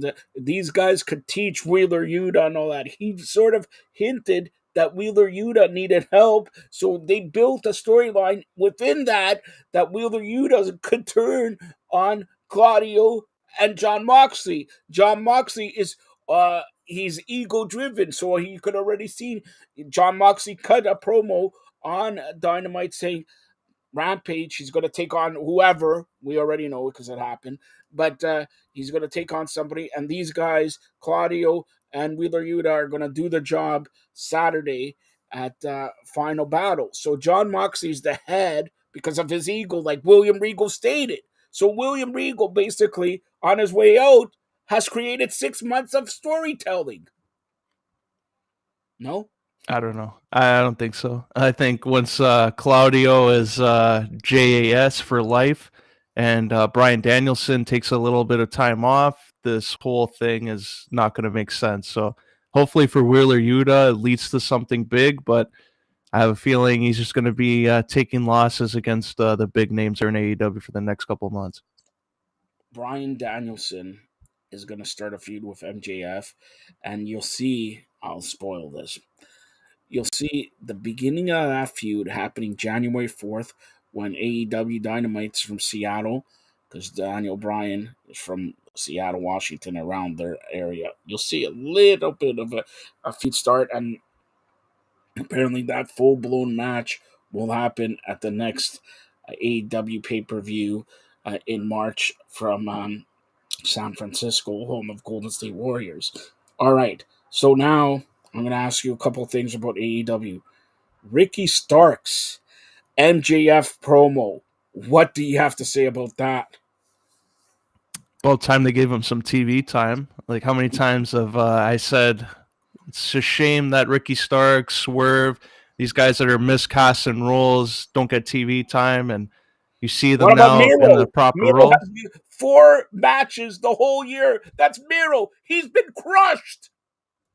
Yeah, like that's where they have to reevaluate. Like, instead of having William Regal up in our and being in a backstage role, everyone focus on that. Focus on guys that actually are like Miro and that can make a difference on your programming and try to figure out something there. So that's where they need to turn their attention to instead of worrying about a guy going to WWE in a backstage role. It means nothing. In 1 year, you have nothing for Miro.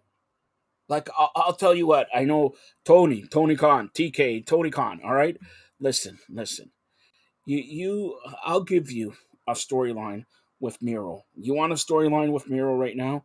Miro and Big Cass. Firm against Miro, and he takes out all the Firm. There's the storyline, Miro. You know, you could put Miro. Why isn't Miro in the Blackpool Combat Club? And there's another tough guy. Cesaro is a great wrestler. Okay, Wheeler Yuta, up and coming wrestler.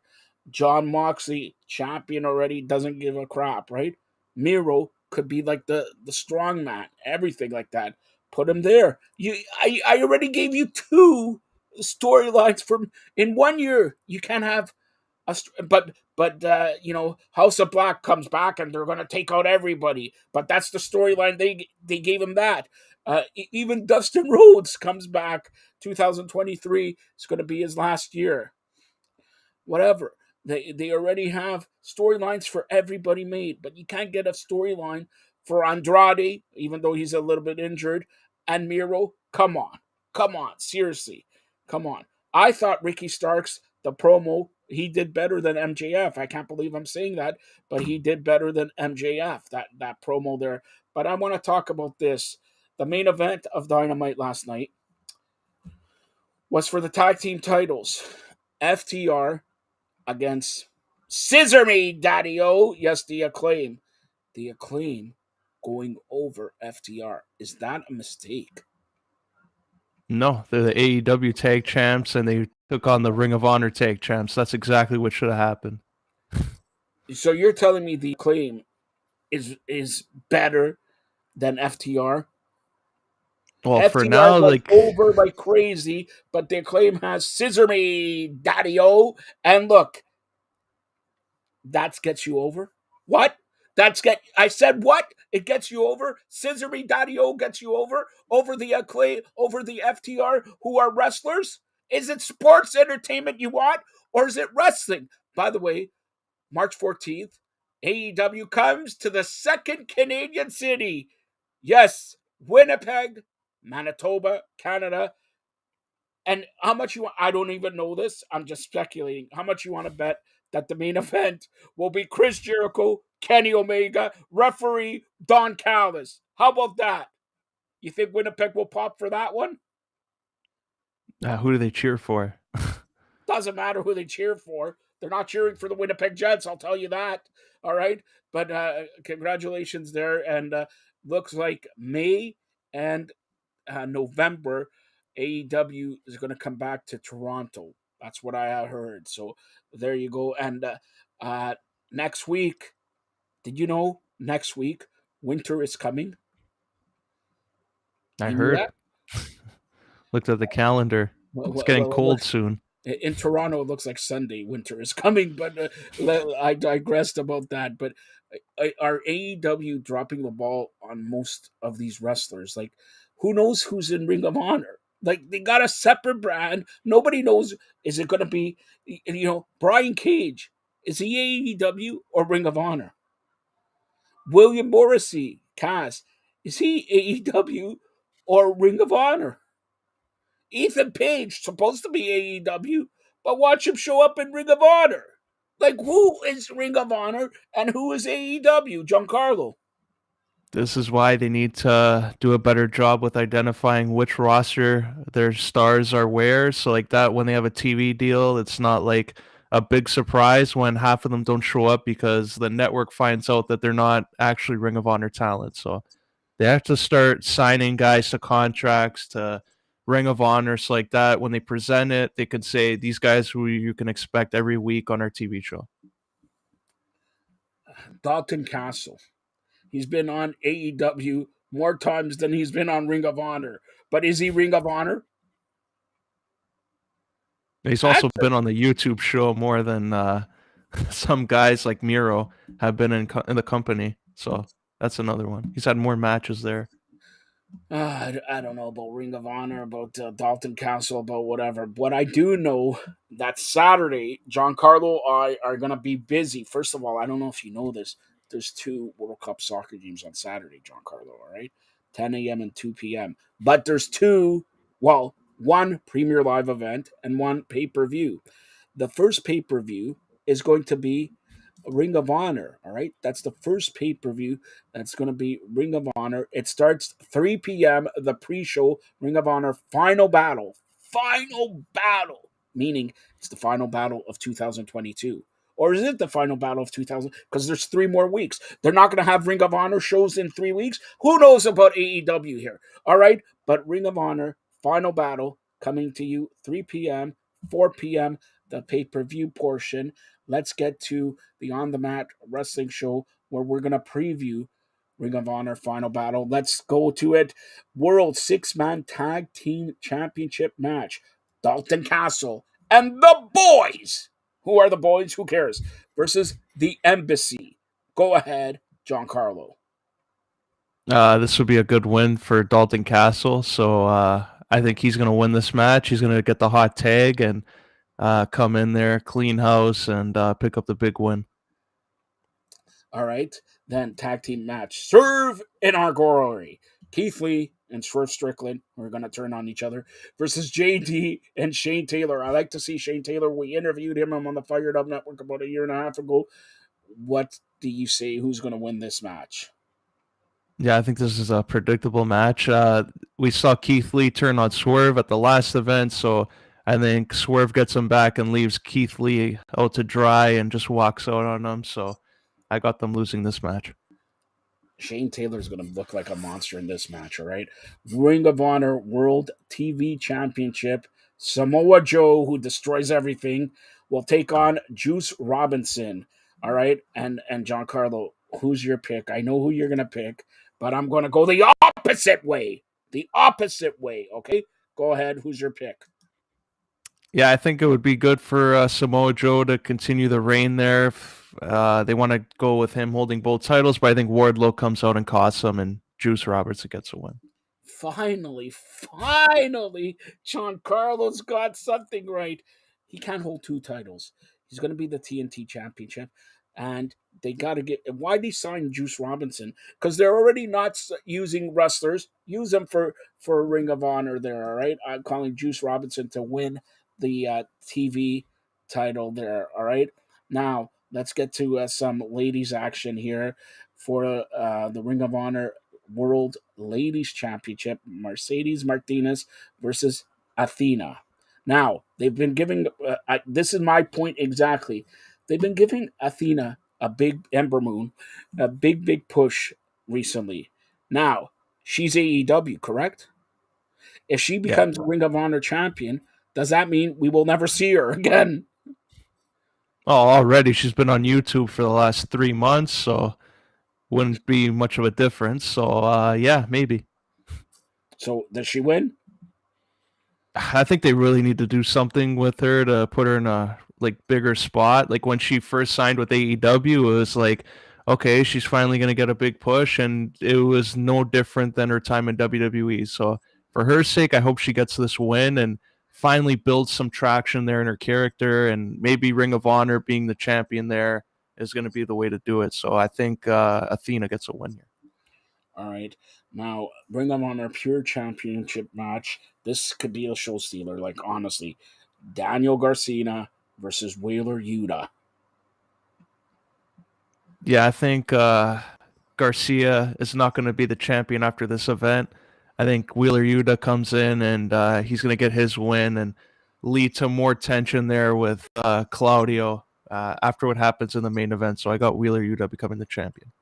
All right. And then they just added this, and it was a great creative way how they're adding this. Ring of Honor World Tag Team Championship double dog collar match. FTR versus the boys, the Briscoes. A double dog collar match. Wow. Have you been in a dog collar, Giancarlo? This is going to be one of those matches that I could either go really good or it might be awful for like just a presentation on TV, like how it's going to work. People might be confused, but I think FTR retains here. I don't see them losing the titles here to the Briscoes. You know, they had, I believe this is the part 3. Are they going to have like a 7-match series or whatever? But I don't know. With FTR losing and the Briscoes are Ring of Honor, just like I'll get to it, who's Ring of Honor, who's this so far. I could have a sneaky feeling that the Briscoes beating FTR, and then they have to regroup because FTR losing to the Acclaim. Then 3 days later, they lose to the Briscoes. So they need a big win. And this, like, honestly, I expect big things from this match. Now, before we get to the main event, all right, the main event, of course, Chris Jericho versus Claudio. All right, Chris Jericho, Ring of Honor champion, but really AEW. Claudio, in Ring of Honor, was Ring of Honor champion, but really AEW. So that's 2 for 2, right? Daniel Garcia, really AEW. Wheeler Yuta, AEW. Okay. Mercedes Martinez, question mark. Athena, AEW. Okay. So far, if you want to say, out of these 6 wrestlers, 5 of them are AEW. 1, maybe. All right. Then you got Samoa Joe, which is, AEW. Juice Robinson, again, a maybe. Okay. Then you got Swerve and Arguri, AEW versus Shane Taylor, who's Ring of Honor, and JD. Okay, we'll give Ring of Honor there. Okay. Then you got FTR, AEW, Briscoes for sure, Ring of Honor. Okay. Then you got the NBC, which is AEW, versus Dalton Castle and the boys. Like I mentioned, Dalton Castle and the boys have been more on AEW.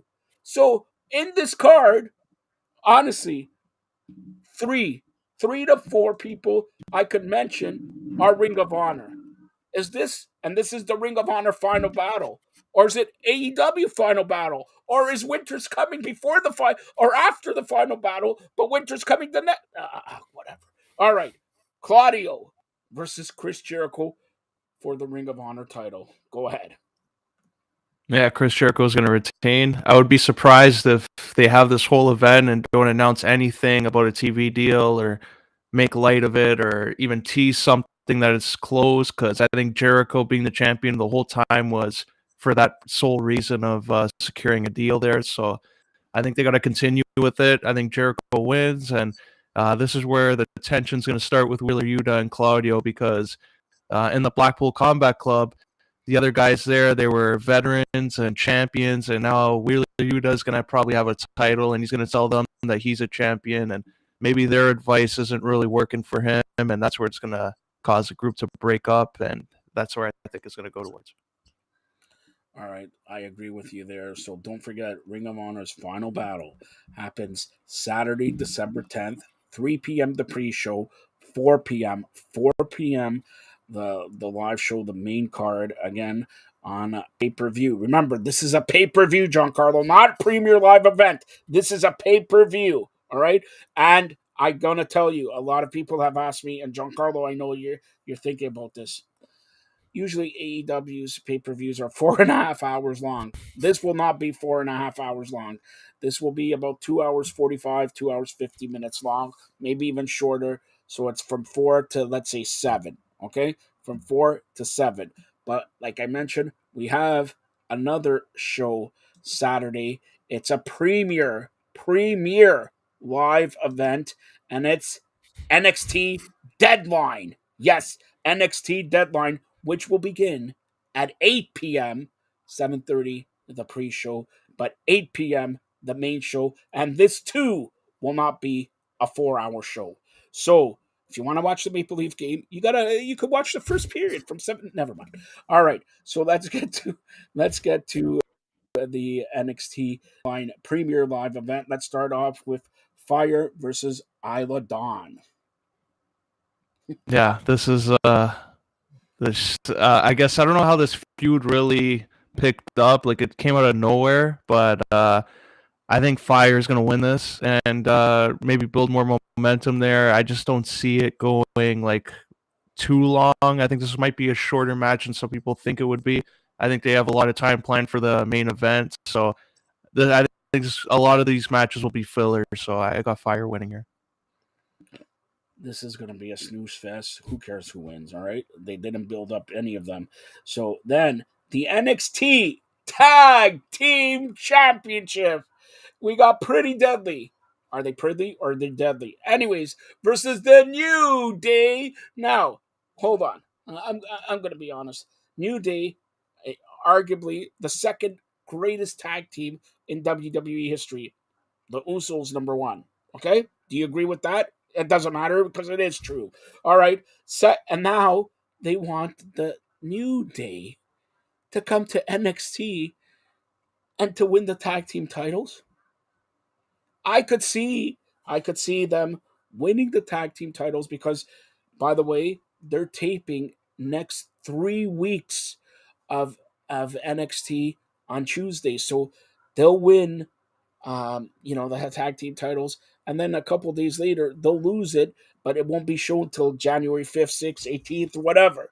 So I could see that happening, and then the New Day becomes the Usos are the world's greatest tag team lengthwise, but really the New Day won the SmackDown, won the Raw, now wins the NXT, everything. I could see the New Day actually winning this. What do you say? Yeah, I agree. I think it gives them something to do while the Usos are involved in other programming. So I think the New Day win this. It's similar to when Dolph Ziggler won the NXT title last year or earlier this year. So I got the New Day winning and holding it until probably after the Royal Rumble. Before. I think they lose it maybe the first or second week of January. Now, Women's Iron Survivor Challenge match. Cora Jade going out with Braun Breaker. Indy Hartwell, I don't know. Let's she's going out with Dexter. Kiana James, who cares? Roxanne Perez, Zoe Starks. All right. Now, this is going to be a mess, to be honest with you. It's going to be a mess. But who do you like in this one? I don't know completely the rules of this yet. Like, All right, so I think it's on the fly. I know you're going to. So if you beat somebody like pinned them or whatever, you're going to the penalty box. But you could have a roughing penalty. You could have a disqualification. It's going to be 25 minutes long.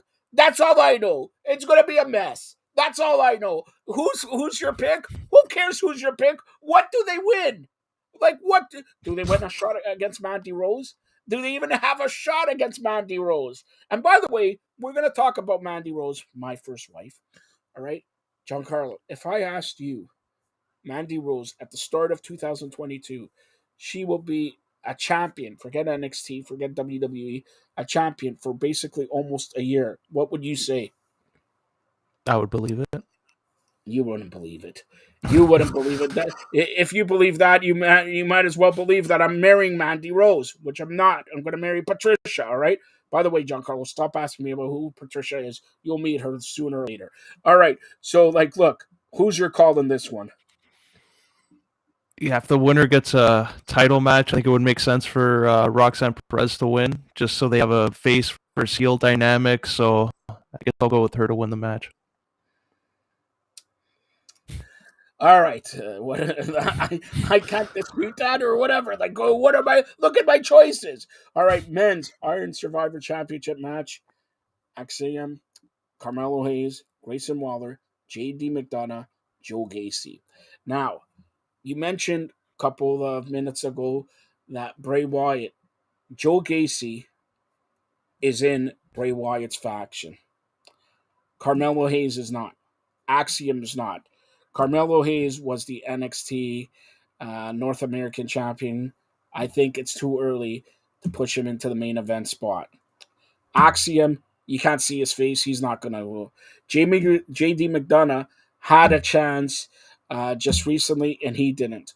So by default, the winner, I'm predicting the winner of this match, and this guy is more over than Giancarlo and his Italian soccer takes. Grayson Waller. Giancarlo, what do you say? I don't know if he.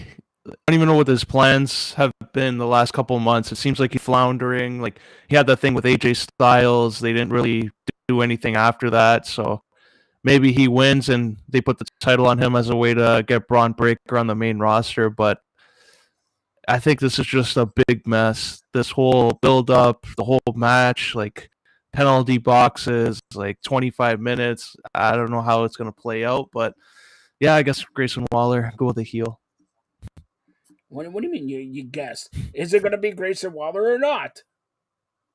I think Carmelo Hayes, if they're really going to build someone up, but he's already over with the crowd. I think just go with Grayson Waller to build more heel heat, I guess, and get him going. But I don't think Carmelo Hayes needs a win. All right, Giancarlo, now it's time for the main event of NXT Deadline this Saturday, December 10th, 8 p.m. All right. Giancarlo, recently in June, I was bored and I took you upon my glorious boat. I'm the president of Provinces of Canada. And I showed you some fishing, okay? I showed you how to reel it in and all that, right? And I had to save your life. You went overboard there. You went because you wanted to catch the small fish, all right? So this is wrestling. On NXT this week, Apollo Crews, who's taking on the champion Braun Breaker, are going fishing. This is wrestling. How do you build heat between the main event stars of a premier live event? By fishing? Shawn Michaels, Triple H, you used to do a good job with NXT. You used to do a great job with NXT. NXT used to be the highlight of weekend pay-per-views with WrestleMania, Royal Rumble, and all that. Now, because Triple H is writing Raw, SmackDown, he's concentrating too much on We the Ones. And now he left the real one, Shawn Michaels, to do something with Road Dogg by himself NXT. How in the blue what are you doing a main event with both guys fishing? Go ahead, Giancarlo. Yeah, I don't. Maybe it's like mind games from Apollo Crews. I have no clue. But I think he should win the title and like a line breaker to move up, because when Apollo Crews was on the main roster, they didn't really do anything with him. So I think he can use a title reign in NXT to build more of his character and then eventually go back to SmackDown or Raw with something fresh. But I think it's time for Braun Breaker to go Raw SmackDown. I think it's going to be a waste if you have him down another year, and I think he's developed already. I agree with what you say, but I think Braun Breaker wins the bout. I where's Commander Aziz? All right, if you're going to push Apollo Crews instead of going to breakfasts and all this, put him as a bad guy. Put him as a monster bad guy. But they brought back Dijakovic. Good move. Dijakovic could be in the main event there. Carmelo could be in the main event there, or Grayson Waller could be in the main event there. They got 3 challengers. That means if you put Apollo Crews, honestly, who's going to challenge Apollo Crews? Is it a heel or is it a face? Is he a heel or a face? I don't know. And honestly, Dijak versus Apollo Crews. Do I want to see that, or do I want to see Dijakovic against Braun Breaker? That's a match I want to see. Grayson Waller against Braun Breaker, or Grayson Waller against Dijak. Come on. So I think Braun Breaker retains the title, then we'll go on to feud with Dijak or Grayson Waller. That's what I'm saying here. And don't forget, the next premier live event from NXT is February 4th, Vengeance Day. And now the premier live events from NXT will be moving outside of the Performance Center in Orlando. Vengeance Day, February 4th, will happen from North Carolina. All right? North Carolina. So it looks like NXT is going to be more on the road there and everything like that. But we have to wait and see. And by the way, but I got to say this. All right? Lola Vice. Lola Vice. Are you excited to see Lola Vice, Giancarlo? Yeah, I'm surprised they didn't have her debut earlier, but maybe at Deadline, and now they'll show her on camera, and then after on NXT she'll make her debut. But based on everybody that signed during that same period, it is surprising that it's taken this long. By the way, if people who don't know who Lola Vice is, me and Giancarlo were one of the. I think we're the only Canadian outlet to ever have an interview with her. Isn't that true? Only Canadian. It's Valerie Lolera. Valerie Lolera. Even though Lola Vice has a chance to be my 6th wife. All right, she's in contention. Giancarlo, do you agree, or should she be higher? Contention for what? For my 6th wife. I just said this. Yeah, we'll say that. Yeah, we'll say that. All right, that's Valerie, formerly of Bellator. Her new name is Lola Vice. Speaking about Bellator, we'll close it out here. Bellator has a big card tomorrow. Giancarlo's all over it for Fired Up and for Sportskeeda. By the way, since I have Giancarlo and since he is affiliated with Sportskeeda, I'm gonna let him talk about Sportskeeda. But go ahead, promote yourself and promote the card here for Bellator. Yeah, it's their bantamweight Grand Prix semifinal. So Magomedov, and Patchy Mix are on one side of the bracket, and their interim bantamweight champion Rufion Stotts on the other against Danny Sabatello. So they actually been promoting this fight, which is good. They've actually done a better job with this fight. So both guys have been trash talking back and forth, makes it fun, interesting, and this card also has a rematch there, Liz Carmouche and Juliana Velasquez, which a lot of people thought the first one ended a little early, and now they get a rematch to prove that it didn't. So they actually did a good job in booking this card, I think. All right, so that's actually tomorrow from Connecticut. There, Bellator 289. And is there any other match you want to talk about before we go to UFC? Oh yeah, Dalton Ross does another one.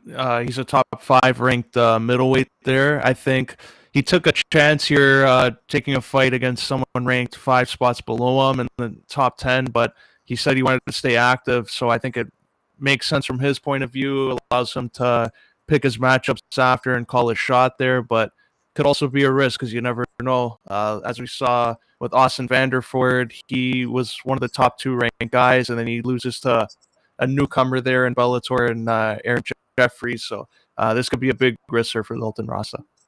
All right. So again, Giancarlo will be all over that. That happens tomorrow. But UFC, as you mentioned, as you can see, UFC here has a big pay per view. UFC 282 at the T-Mobile Arena this Saturday. Saturday is a night, man. You got two shows of wrestling. You got hockey. You got the World Cup soccer, and then you got the UFC. Let's get to some boats here on the prelim. Let's see, Brown versus Silva. Who you got? Yeah, this whole card unfortunately got the treatment there with injuries because so many guys got taken out and they were in prominent roles here, and the UFC were forced to make a lot of changes. But whatever they have here, they did the best with what they have. I think Brown wins this, but it's going to be one of those fights that a lot of people are looking to see. Is there really something important next, or are they going to keep on battling out to get on the main card? All right, so that's one of the prelim fights. Now let's get to some fights on the main card there. Let's talk about the three main fights. So let's go Till's match. What are you calling in that one? Yeah, it would be nice to see Darren Till snap this losing skid and get back to his performances that made him a contender at welterweight. He's taking on a tough middleweight and Duplessis because he's on a lot of momentum. He's been winning fights in impressive fashion. He's looking to make a name, add Darren Till to his resume, but I'll still go with Darren Till. I think he'll do enough here. I think it's going to be a decision win, and he gets back on track there in middleweight. All right, and then let's get to um, the Gordon against his opponent in lightweight bout. Yeah, Paddy the Batty has been. I think the Yeah, whole story around this. let's talk about. I gotta hold on here. Hold on. I gotta defend my good Canadian boy, my Jewish good Canadian boy. You know, we're talking about Ariel Hawani. By the way, Ariel, since I'm defending you, you maybe want to come on the Fired Up Network. Hey, Giancarlo, that will make your career there. All right. So he comes on, and this guy interviews Dana White. Dana White, by the way, if you want to be over in Canada more, come on the number one network here, the Fired Up Network. All right. So he comes on and badmouths Ariel Hawani, saying, "Oh, this guy puts money in his pocket, clickbait, and all that." First of all, Giancarlo, what do you say about that? What do you say about Oh that? yeah, this. I think it just overshadowed more of the event. Now it seems like the big matchup people are talking about is the back and forth going on between Patty and Ariel on social media and their shows. So I think Jared Gordon has an opportunity to be like an anti-hero, just come in and be a hero there if he were to knock out Patty. And I think Ariel Hawani would love to have him on right after that. I think that would be a fitting way there just to rub it in because they kind of did put him on blast there. It was unfair. Like Ariel Hawani was asked to have him on, and then all of a sudden he's asked for payment. So I get where Ariel Hawani's coming from, and then just to go on and bash him like that. So it was unfair to do that. I think him playing the message of Paddy Pimblett saying that he wanted to be on his show and set something up didn't really help Paddy's whole argument, but here we are, and he's got to win. I think just do something because this could be turning into Ariel Hawani just firing back, and he's not away from defending himself in the UFC. Number one, from a guy who started his media career in 1992. Yes, 30 years ago. Giancarlo, I look good, for 30 years in this business, man. Like no white hair and everything like that. All right, for a guy 30 years in the business, and when I started out, there was only Jeff Merrick and myself doing wrestling, MMA, and all that live audio wrestling. The Law, I'll give them a shout out. All right, Ariel Hawani has come and worked his tuchus off. All right, he's worked his tuchus off, and yes, Dana White does not like him, and I'm sure some people like you, some people hate you. All right, but Ariel Hawani is the prime example why MMA is where it's at. If it wasn't for a guy like Ariel Hawani, and here I'll give it to him also from TSN, Orville. I know him as Orville. Aaron Bronstetter. Don't laugh, John Carlo. His name is Orville, all right? Aaron Bronstetter. If it wasn't for those two guys, MMA market in Canada, and Joe Ferraro. Let's go. We'll show down Joe Ferraro. These guys started off MMA here in Canada, and now MMA all over the world is huge. It's huge. But Ariel Hawani, day and night, he's here to break stories. Dana White does not like him breaking stories because, you know what? As a journalist, yes, like Bobby Heenan says, a broadcast journalist, he works hard. He has sources who give him information. Dana White does not like the sources giving somebody that he does not like information. Kudos to Ariel Hawani. Keep doing what you're doing. You're getting noticed, and we rely, everybody in this industry, be it be it media types, be it fighters, be it fans, rely. And I'm gonna say this right now. He's the source. He's one of the sources in MMA. Do you agree with that, John Carlo?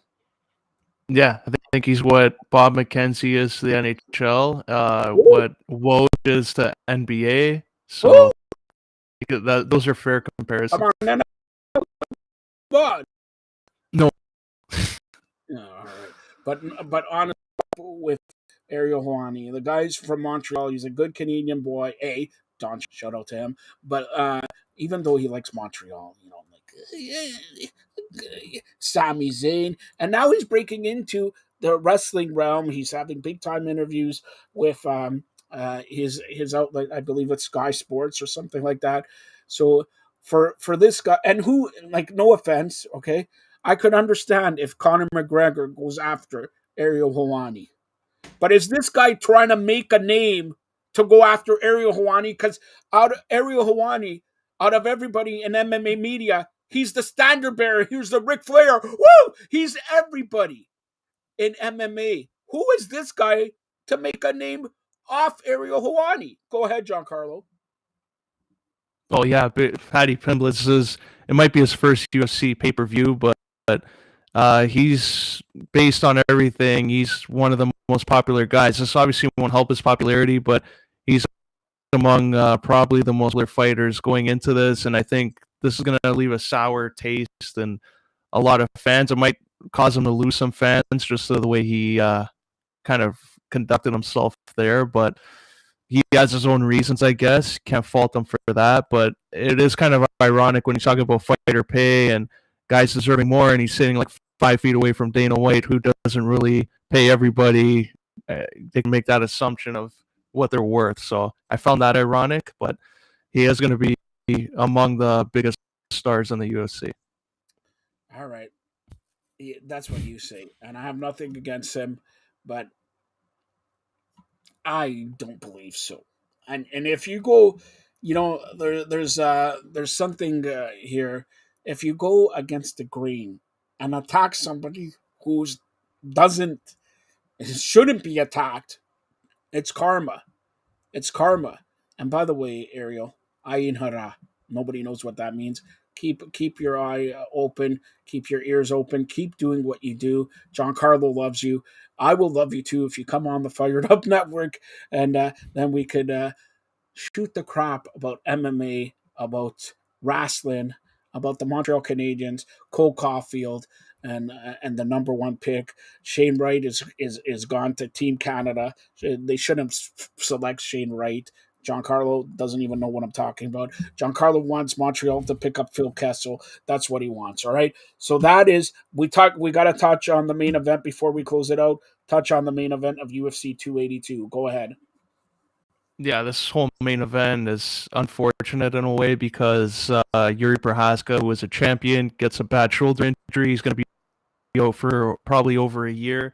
so they have to vacate the title. And now Yan and Magomed Ankalaev move into the main event for the vacant title. Glover Teixeira is an odd one out, and I think Magomed Ankalaev wins this fight. I know Yan is a tough competitor, but I just think Magomed's grappling will be too much, and I think he submits Yan, and then Glover Teixeira is next. So I think that's a fight to make. I know Teixeira lost it on this one, but I think they gave him at least some promise that he'll be next in line for a title shot just because he was reasonable in the situation. And your latest Conor McGregor update, you know what it is? He has to wait 6 months. The testing pool and all that. By the way, just last week, Tyson Fury won his bout. He cut a promo on Usyk, who was at ring. He's learning stuff from the WWE. Put it that way. He's learning stuff from the WWE. He wants Usyk. He wants everybody else. But congratulations to Tyson Fury, who successfully defended his title. All right, Giancarlo, as we close it out, tell everybody how they could get a hold of you. And don't forget, Giancarlo, you may be on the World Cup update tomorrow after the quarterfinal games. Brazil is in there, and of course, Argentina versus the Netherlands. Giancarlo Carmen was on the show before. They may be on the show tomorrow. He's on the show right now telling you how to get a hold of him. Yeah, on Twitter, John_411, Instagram, Giancarlo_Alino. Check out my articles on FiredUpNetwork.ca and Sportskeeda.com. And if you're in Toronto, check me out on Vibe 105. We got some interviews there coming up in the next couple of weeks. One might be a familiar name, we'll say. So tune into that. Wait a minute. One might be a familiar name. Familiar name to who? That's what it's a surprise. That's all. You'll know it's a familiar name. You're telling me it's Ariel Helwani? No, not Ariel Helwani. Ariel, listen. I know it's the holiday season. Merry Christmas to everybody out there. Happy Hanukkah to Ariel. And if you want to, get me some geld, come on the Fired Up Network. All right. For Giancarlo Alino, you've been watching the wrestling, the on-the-mat wrestling pay-per-view of Final Battle, Ring of Honor Final Battle this Saturday, December 10th, 4 p.m. Pay-per-view preview or Premier Live event preview of NXT Deadline and previews of Bellator 289 and UFC 282. More great programming coming up right now. Thanks a lot, Giancarlo. Well, that was thanks to Giancarlo Alino with the wrestling show / on the mat wrestling show / the Bellator and UFC pay-per-view previews. We're going to be joined. I came to Scotiabank Arena, by the way. We're going to be joined by the grizzled young veteran Marty Roberts. By the way, the last two Maple Leaf games, Maple Leafs tonight, shut out the LA Kings. The last two Maple Leaf games, they won 4-0 in Dallas and 5-0, or like Marty Roberts wants me to say, 5-0. 5-0. So that means 4 plus 5. If Marty Roberts passes grade 2 and Patricia was his first teacher, it's 9-0 in the last two games for the Toronto Maple Leafs. By the way, the Maple Leafs outshot the Kings 41-29. Marty Roberts is on now. We're going to be joined by Toronto 6 superstar. Yes, not a player, superstar. Taylor Wood should be on here in a couple minutes here. But Marty, nice seeing you. Let's talk Maple Leafs, or should we talk your team, the Pittsburgh Penguinos? But there's nobody hotter than Mitch Marner. A goal, and I think he had an assist. 21 straight games. I mentioned 21 for Boreas Salming. We can't forget Boreas Salming. Marty, how you doing? Not bad. You, Joseph? I'm doing great. We're joined by Taylor Woods also. Taylor, how you doing? Marty Roberts, so excited to see you. Hey, we yeah, it's been a long time no see, right? Our last home game was like November sometime. So it was just around the time that they fired me as Kipling. All right, so hold on here. Marty Roberts has chimed in here. He texted me this before we came on the show. Joe, can you do me a favor since you're the president of the provinces of Canada? Taylor owed me a Toronto 6 jersey. He does not have it yet. Taylor, can you explain why Marty Roberts? You're hogging. Like, look, producer, zoom it in here. Let's show your hat here. Okay, No. producer's gonna zoom it in here. All right, let's see. It's our Toronto 6 hat. Well, Marty Roberts doesn't even have a hat. Doesn't even have a jersey. What are you wearing, Marty Roberts? What is this? A plumber jersey or what's this? All right, Taylor, where is Marty Roberts' jersey? He wants to know. Should we talk to the media representative of Justin Levine? I hear rumors from Justin Levine in the Fired Up Network group. He's leaving hockey and doing baseball. He's breaking baseball trades and everything like that. Okay, wow. Taylor, I'm going to go to you. Where's Marty Roberts' jersey? 2 I'll words. tell you where it is. It doesn't matter about Supply, his jersey. It matters about demand. my jersey. Where's my jersey? Supply demand. It's a hot commodity, right? They're just flying off the shelves. They're just like the one table that we have. But I'll be sure to bring a big bag, like a Santa sack sort of thing, and fill it with all the T6 goodies. No, hold on. Wait, just to say this, it's been a hot commodity, but the number one jersey, Toronto 6 jersey, being sold out is number 2 for Woods. Isn't that right, Taylor?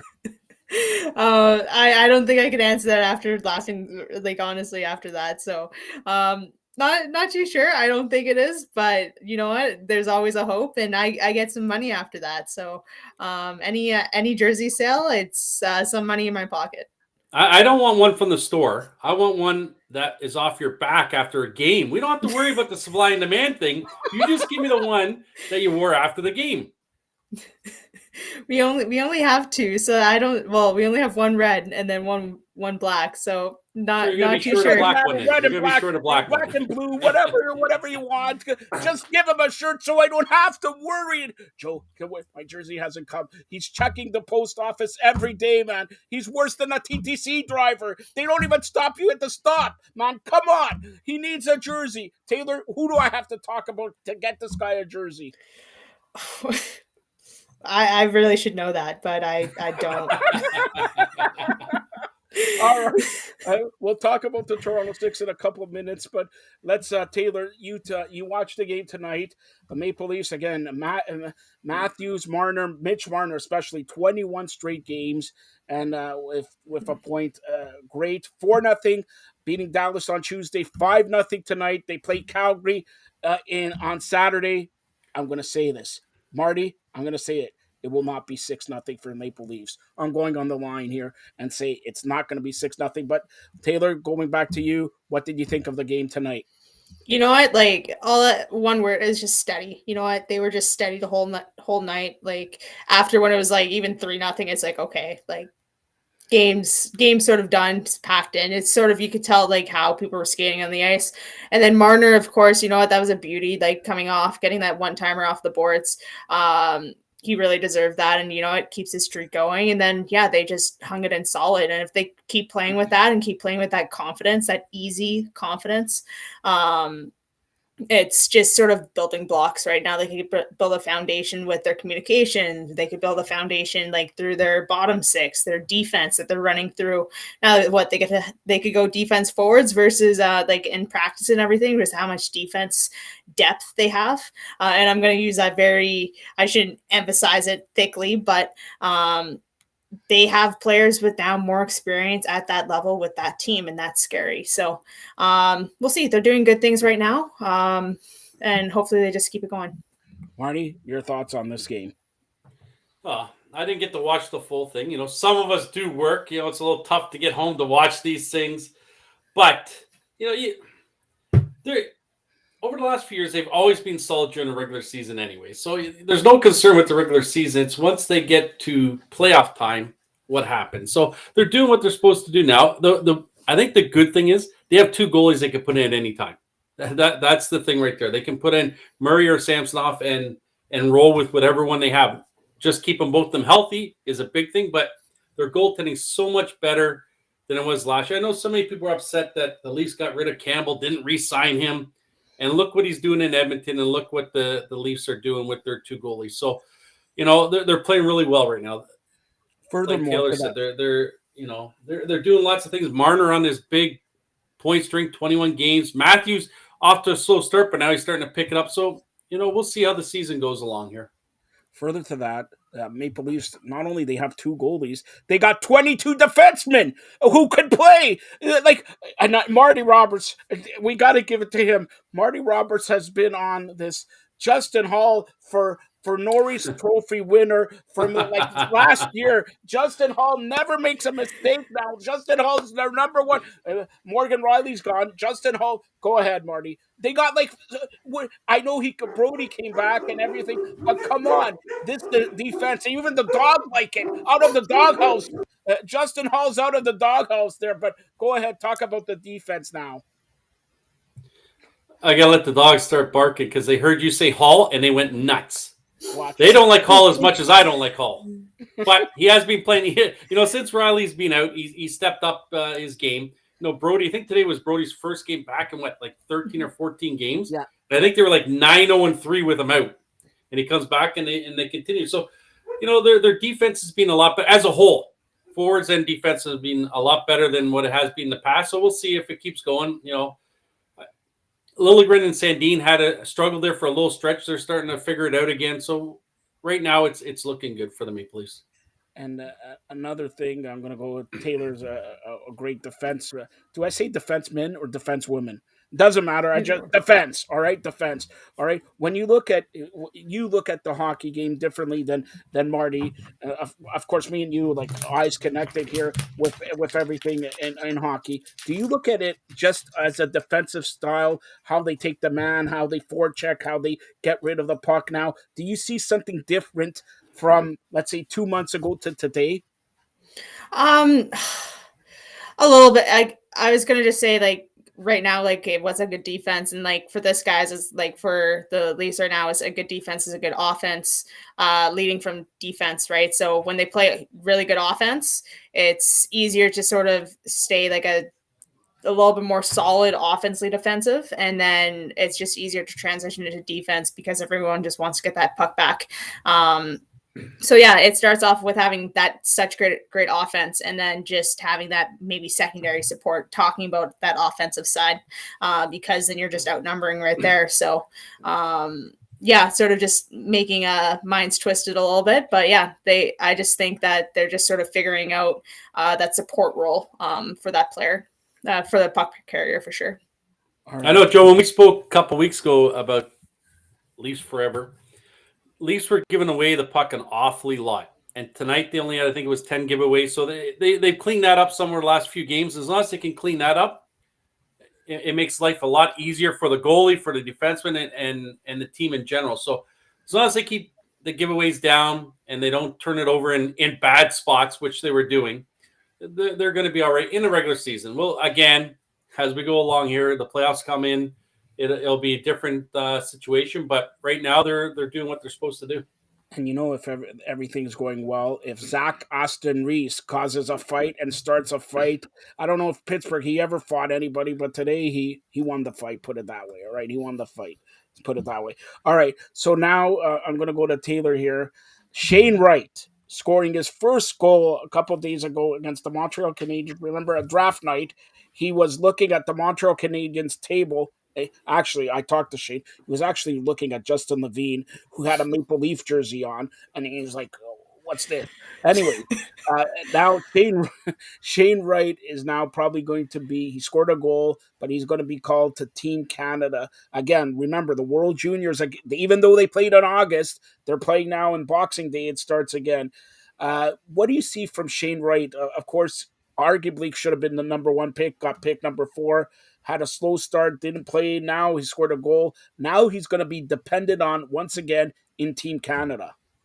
Yeah, it's twofold. And as soon as you said Shane Wright, I was I'm thinking okay, go to the Kraken and sort of their development style, and I think that's gonna time to tell. And right now, if you told me today, I think it may be the right move in the long term. But with his AHL stint and then coming in, getting that confidence, right, and then having the edge to sort of say, hey, I got to prove myself. Hey, I've been in this NHL situation, and also just getting. Of course, he's gonna think that he didn't get choose first overall. So it's hey, you know what? I got something to to prove. I'm going to show my leadership, and I think he's going to do really well with Team Canada over the World Juniors. All right, and since we got Taylor on here, I love saying this name, Marie-Philippe Poulin. Try to say that 10 times, Marty. Like I said it, okay? The French, the president of provinces, Marie-Philippe Poulin. She won the award. Taylor, talk about, she is like the Wayne Gretzky, Captain Clutch there for the ladies hockey. Go ahead, Taylor. Yeah, no, I don't know exactly what that honor was, because she's gotten a couple awards, right? She was in the BU Hall of Fame. She got a Northern Canadian Athlete of the Year award, something like that. But you know what? Like everything in terms of athletics, in terms of hockey, she deserves. She's worked hard. She's built the community. She's helped out girls, women from all over. She's even helped out men, right? Looked at her resume and her caliber. So congrats to her. And she's still going to keep growing and just move this sport beyond what we could think of.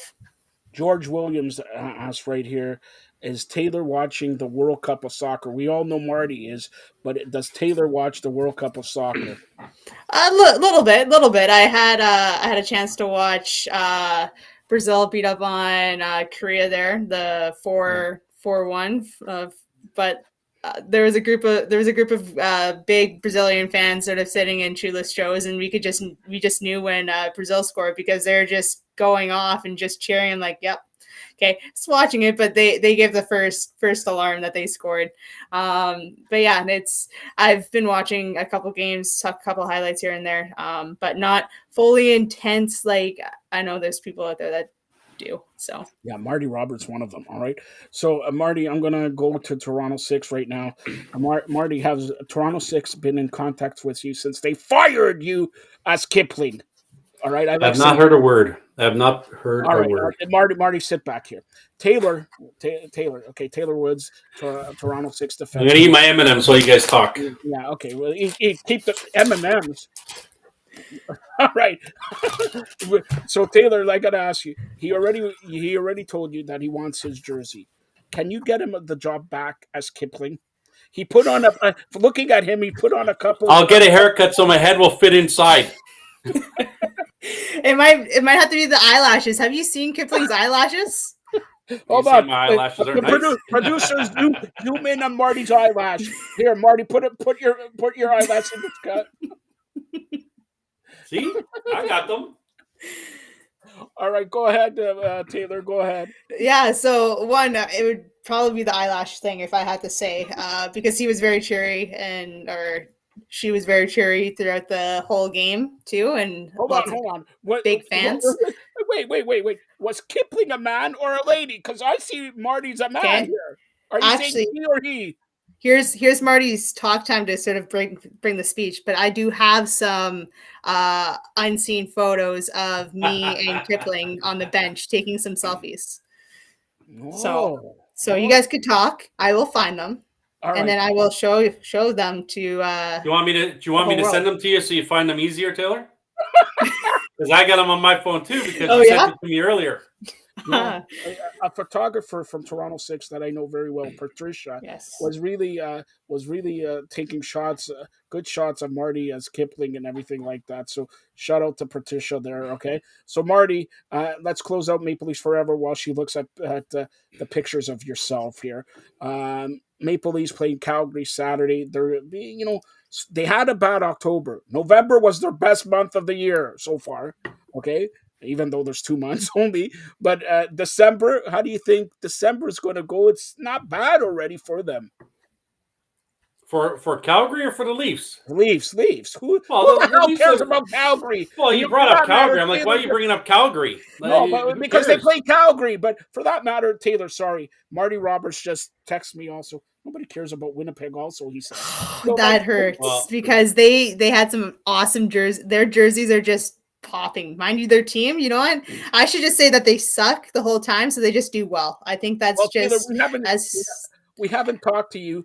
Do you know who won the Grey Cup, Taylor? Actually, I really should know. Just know Toronto. Hold on, Marty. Toronto beat Winnipeg. Winnipeg Blue Bombers were the best team for the last 6 years. Haven't they Toronto won it beat- a couple times though, Winnipeg? Yeah, when they were Didn't win back-to-back it this year. champions, but it doesn't Didn't win matter. it this When you're year. 15-3 and you play the Before Argos this, when did Toronto win it? this year. Doesn't matter. No, but Doesn't like matter. before that. They won it this year. That's all that matters. They won it this year. This year, they are Said the Leafs what, like 45 years ago? No, Yep. this year, for maybe 25 days, 24-23, the Argos victorious over the Winnipeg Blue Bombers. And also, a good friend, Carrie, says Winnipeg has been overrated for the last 3 years. Wow. Marty, okay, you know, our good friend Carrie said Winnipeg has been overrated. All right. So Taylor, you like the Winnipeg Blue Bombers. They were back-to-back champions, but they lost the Grey Cup to the Argos. Your thoughts? Well, they were back-to-back champions, so they do know how to win. But I'm also just thinking about my season, as Boston was unfortunately back-to-back champions, and we were there, so we're gonna win it this year. That's where my mind goes. But yeah, no, they do have the talent and everything, and they're gonna just figure out what they're gonna do in the off season, right? Bring in some small pieces. Hopefully, their quarterback's gonna stay for a couple more seasons. But yeah, no, their fan base is good, their stadium's good, they have that foundation. They just need to just keep going with that champion mindset. And Marty, by the way, she said we're going to win it. That means the Toronto Six are going to win. Going to bring me back. Well, she included me in that because I was Kipling You're once, right? Kipling. So it's we. And you know when we win I'm it. still part of the we. There, look, see. Oh, hold on. This is Lori. I should give some photo credit for Lori Bulgering. I'm sorry if I did not say that right, but see, there's Kipling drinking his water, and I didn't need water, so I thought he needed some Now water. I know why my hair was wet. Yeah. So thanks for that. Now I know. All right. So hold on here. So she says we're going to win it. She's talking about the Toronto Six. We are members of the Toronto Six family. Me, Marty. Also, Marty, when we win it, okay, you're gonna kick out the bubbly here and bring the wine that you owe me 2 bottles. Me and Patricia, the wine from the Toronto Six, the red wine. Do you like Taylor? Do you like red wine? I don't. You guys could, you Hold have on. my glass. No, hold on.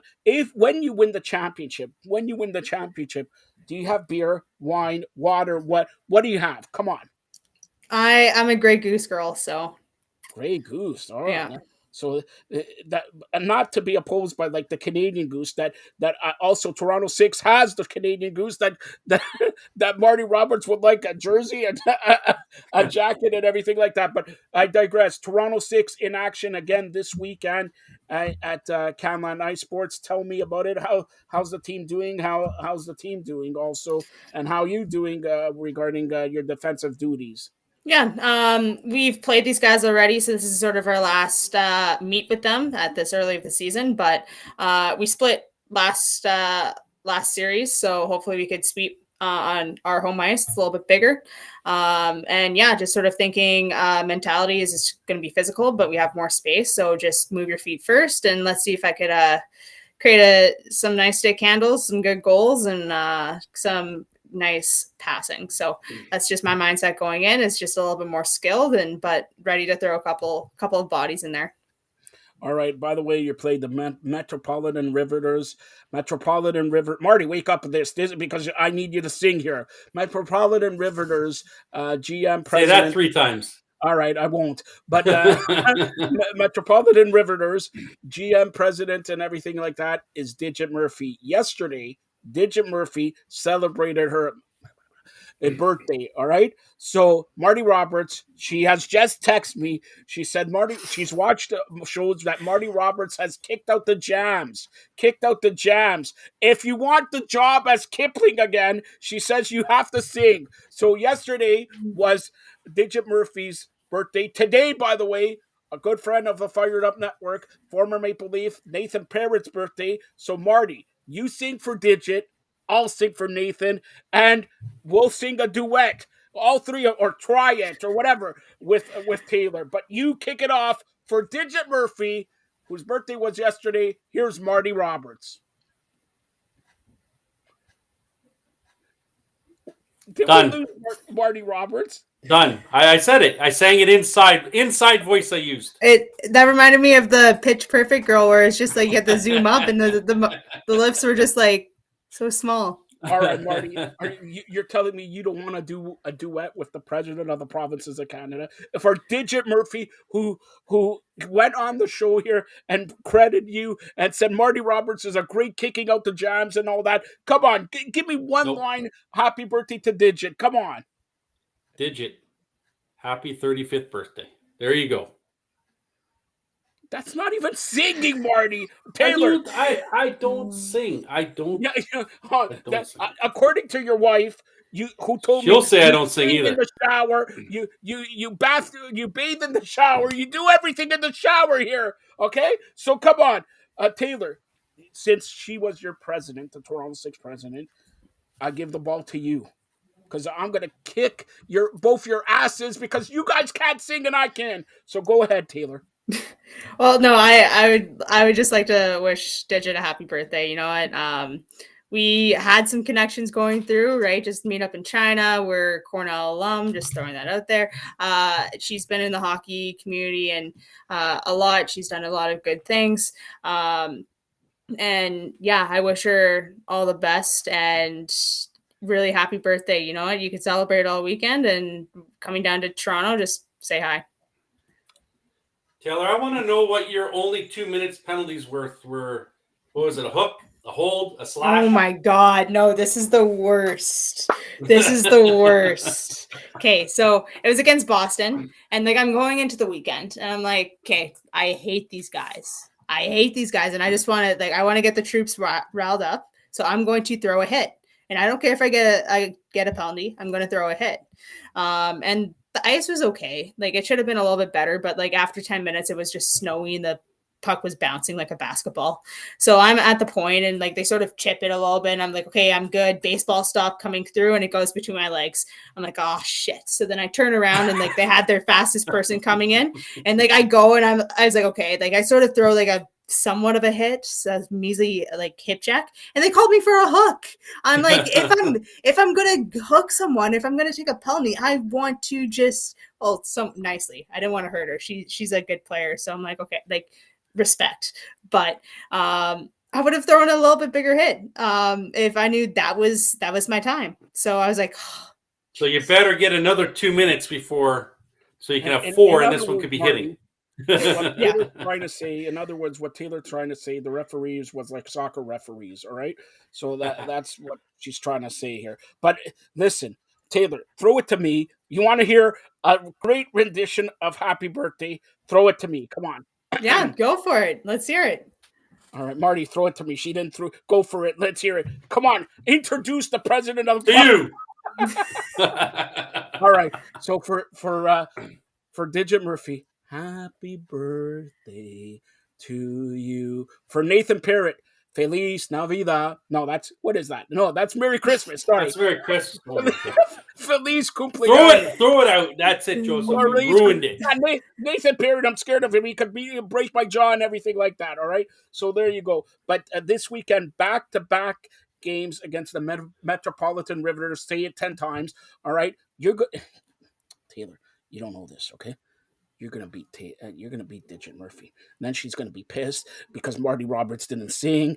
Then she's gonna blame it on Kipling, everything like that. But how's the team doing? Are you in first place yet? Do you get my ring red? Should I get it like sized and everything? We're in second. I think it's just new team coming in. Just not like new team in the season, but like we just have a different team and different coaching. So it's just getting used to each other, and it's okay if we make mistakes at the first half. We're just getting to know each other. It matters like the last game. So we're looking good. We're looking sharp. We're talented, and we're just going to go out there and show our stuff. So we're going to see some really, really nice moves, really, really nice plays. Hopefully we just butter the back of the net. I'm not sure if Bert's coming, if Kate Bert's going to be in net. We'll see. It's just going to give us a little bit more motivation just to throw pucks towards her. But that's their new signing, and we're just gonna just keep scoring goals. Just a side note, I'm going to ask you. You played in Metropolitan in that shopping mall. Did you play in that shopping mall, or Yeah, yeah. how was to play in a shopping mall? It was a different experience. It sort of felt like, just because how it was stacked, is like people were on top of you, so it made like a cool experience. The ice wasn't bad. It wasn't like warm out there, so they had some snowflakes all over the place, so it was sort of like the sparkle. And my teammates, well, some of them, not all of them, but they went shopping afterwards after every game, so it's just like, oh, What did well, they buy it's you? there. What They did they bought me buy nothing. you? They bought me nothing. Well, they did buy me something. They told me to tell you to get a jersey from Marty Roberts. That's what they That's said. why they didn't buy her anything, because she hasn't got me anything yet. See, there you go. All right, that's the Toronto Six at the Canlan Ice Sports in North York against the Metropolitan Riveters this Saturday, December 10th, 2 p.m. I believe, right? 2 p.m. And then Sunday, December 11th, also I believe at 2 p.m. And then you play against on Friday. You play against Buffalo, I think. Yep, Buffalo outdoor game. So a little redemption from last year compared to February. It's now December, so hopefully the ice again is decent. And we have some nice 7 p.m. on a Friday night weather. So I know CJ is going to want to get back at that. We played Bucky, so a little bit of a rivalry, a little bit of friendship. Yeah, it's going to be fun. Yeah, Marty, in case you don't know, Bucky is former Fired Up Network colleague, I remember. Michaela Grant Mentes, right? I And by the remember way, her. I did a couple shows with her. yes, and he's never been the same. All right. And by the way, Taylor, you want to give her a couple shots for Marty. Give her a couple shots for Marty there and all that. There's a big time rival. By the way, I know. You may stay over in Buffalo, but Saturday and the next Saturday, the Buffalo Bills play the Miami Dolphins on a Saturday night. It's squish the fish time. Come on, you got to stay over to Buffalo there. All right. We could. We could. You're going to. You're relying on Marty Roberts to pay for the tickets. Come on. All right. So, anything else in the hockey world that you want to touch on, Taylor? No, there's just a ton of hockey, and we'll see how the NHL landscape's going to be. Let's see how the Jets go, because the Jets are doing actually pretty good.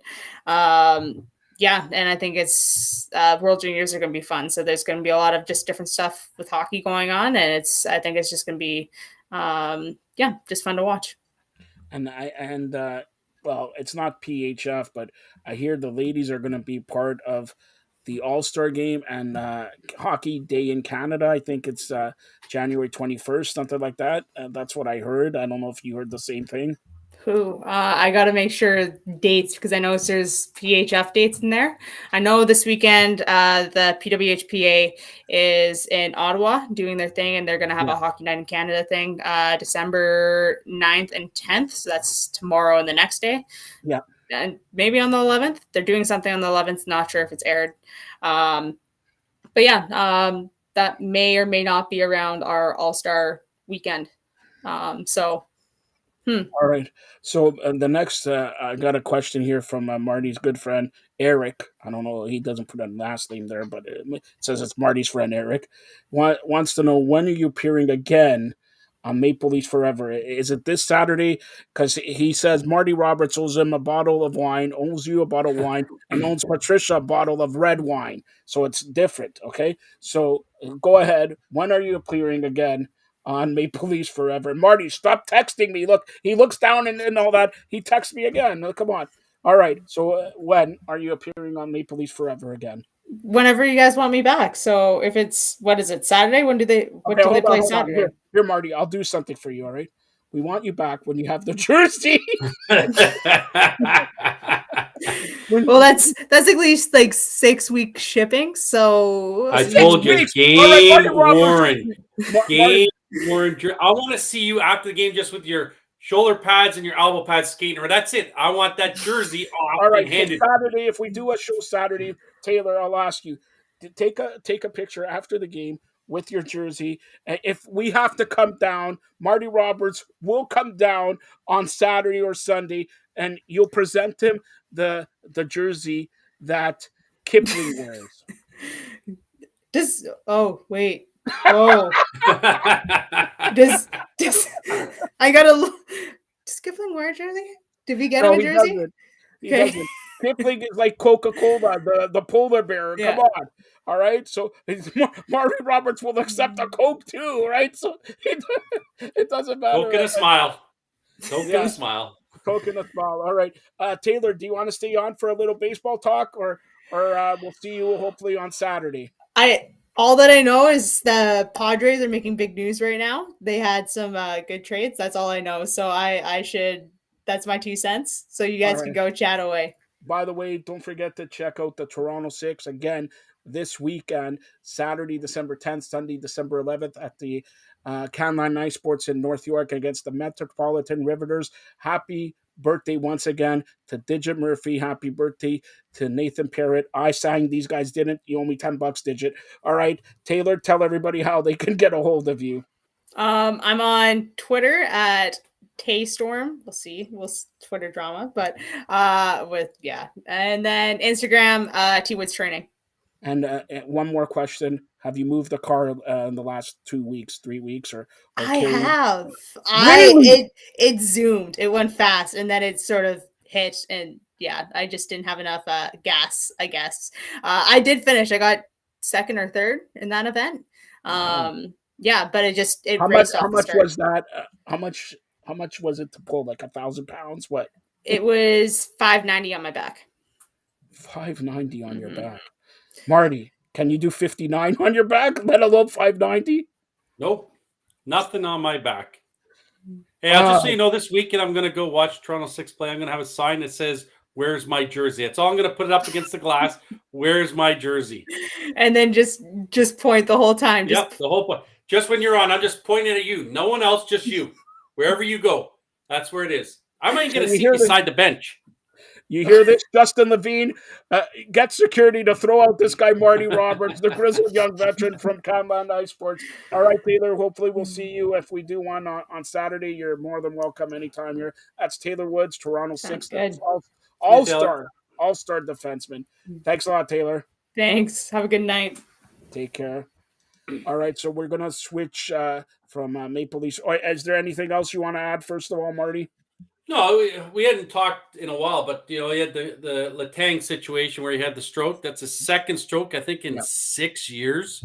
So that's a little concerning. Now, I know that there is issues with these guys traveling a lot and airplane rides cause blood clots, and I don't know if that was the situation, but that's pretty scary to have two of them. And he didn't, there was no he had no effects. He didn't show any effects from the stroke. He just went in and said, "I know my body and I don't feel right." And they checked him out and he ended up having a stroke, which is it's absolutely scary that these guys are out there, going full tilt and to have a stroke at that age twice at an athlete of his caliber, that's pretty scary that, any of us, it can happen to, and we're nowhere near the athletes or in shape like those guys are. So it was pretty scary about that with Letang. It was a shock when I read it, and I forgot that he'd had one in 2014, I think it was.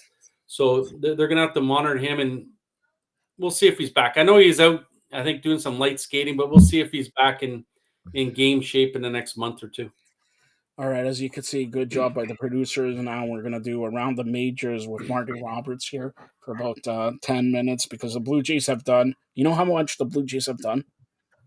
They have done more than you were when you were playing Kipling for the Toronto 6, okay? Are you, we're big Blue Jay fans there also, okay? Are you sort of mind-boggled, upset? Like, they lost, by the way, they lost on another, what everybody wanted, their center fielder, they lost, the Mets signed him, what was it now, for 9 years or 6 years? How, for Nemo, it was 8 years, 162. 8 years, 162. So there's just over $20 million million a season, right? And that was the guy that everyone thought. Up till now, I was not concerned about. I know a lot of people were. Oh, they haven't signed him, but all the guys that signed previously, they weren't really big in. Yes, they checked in on the Verlanders and stuff like that, which they had to. And then once Verlander, was going for the money, there's no chance that the Jays did it. But Nemo is a guy that they were, I think, targeting, and they were hoping to get, but you know, I don't know. There's still some players out there that are the Jays will be looking at. I know that Conforto will be one.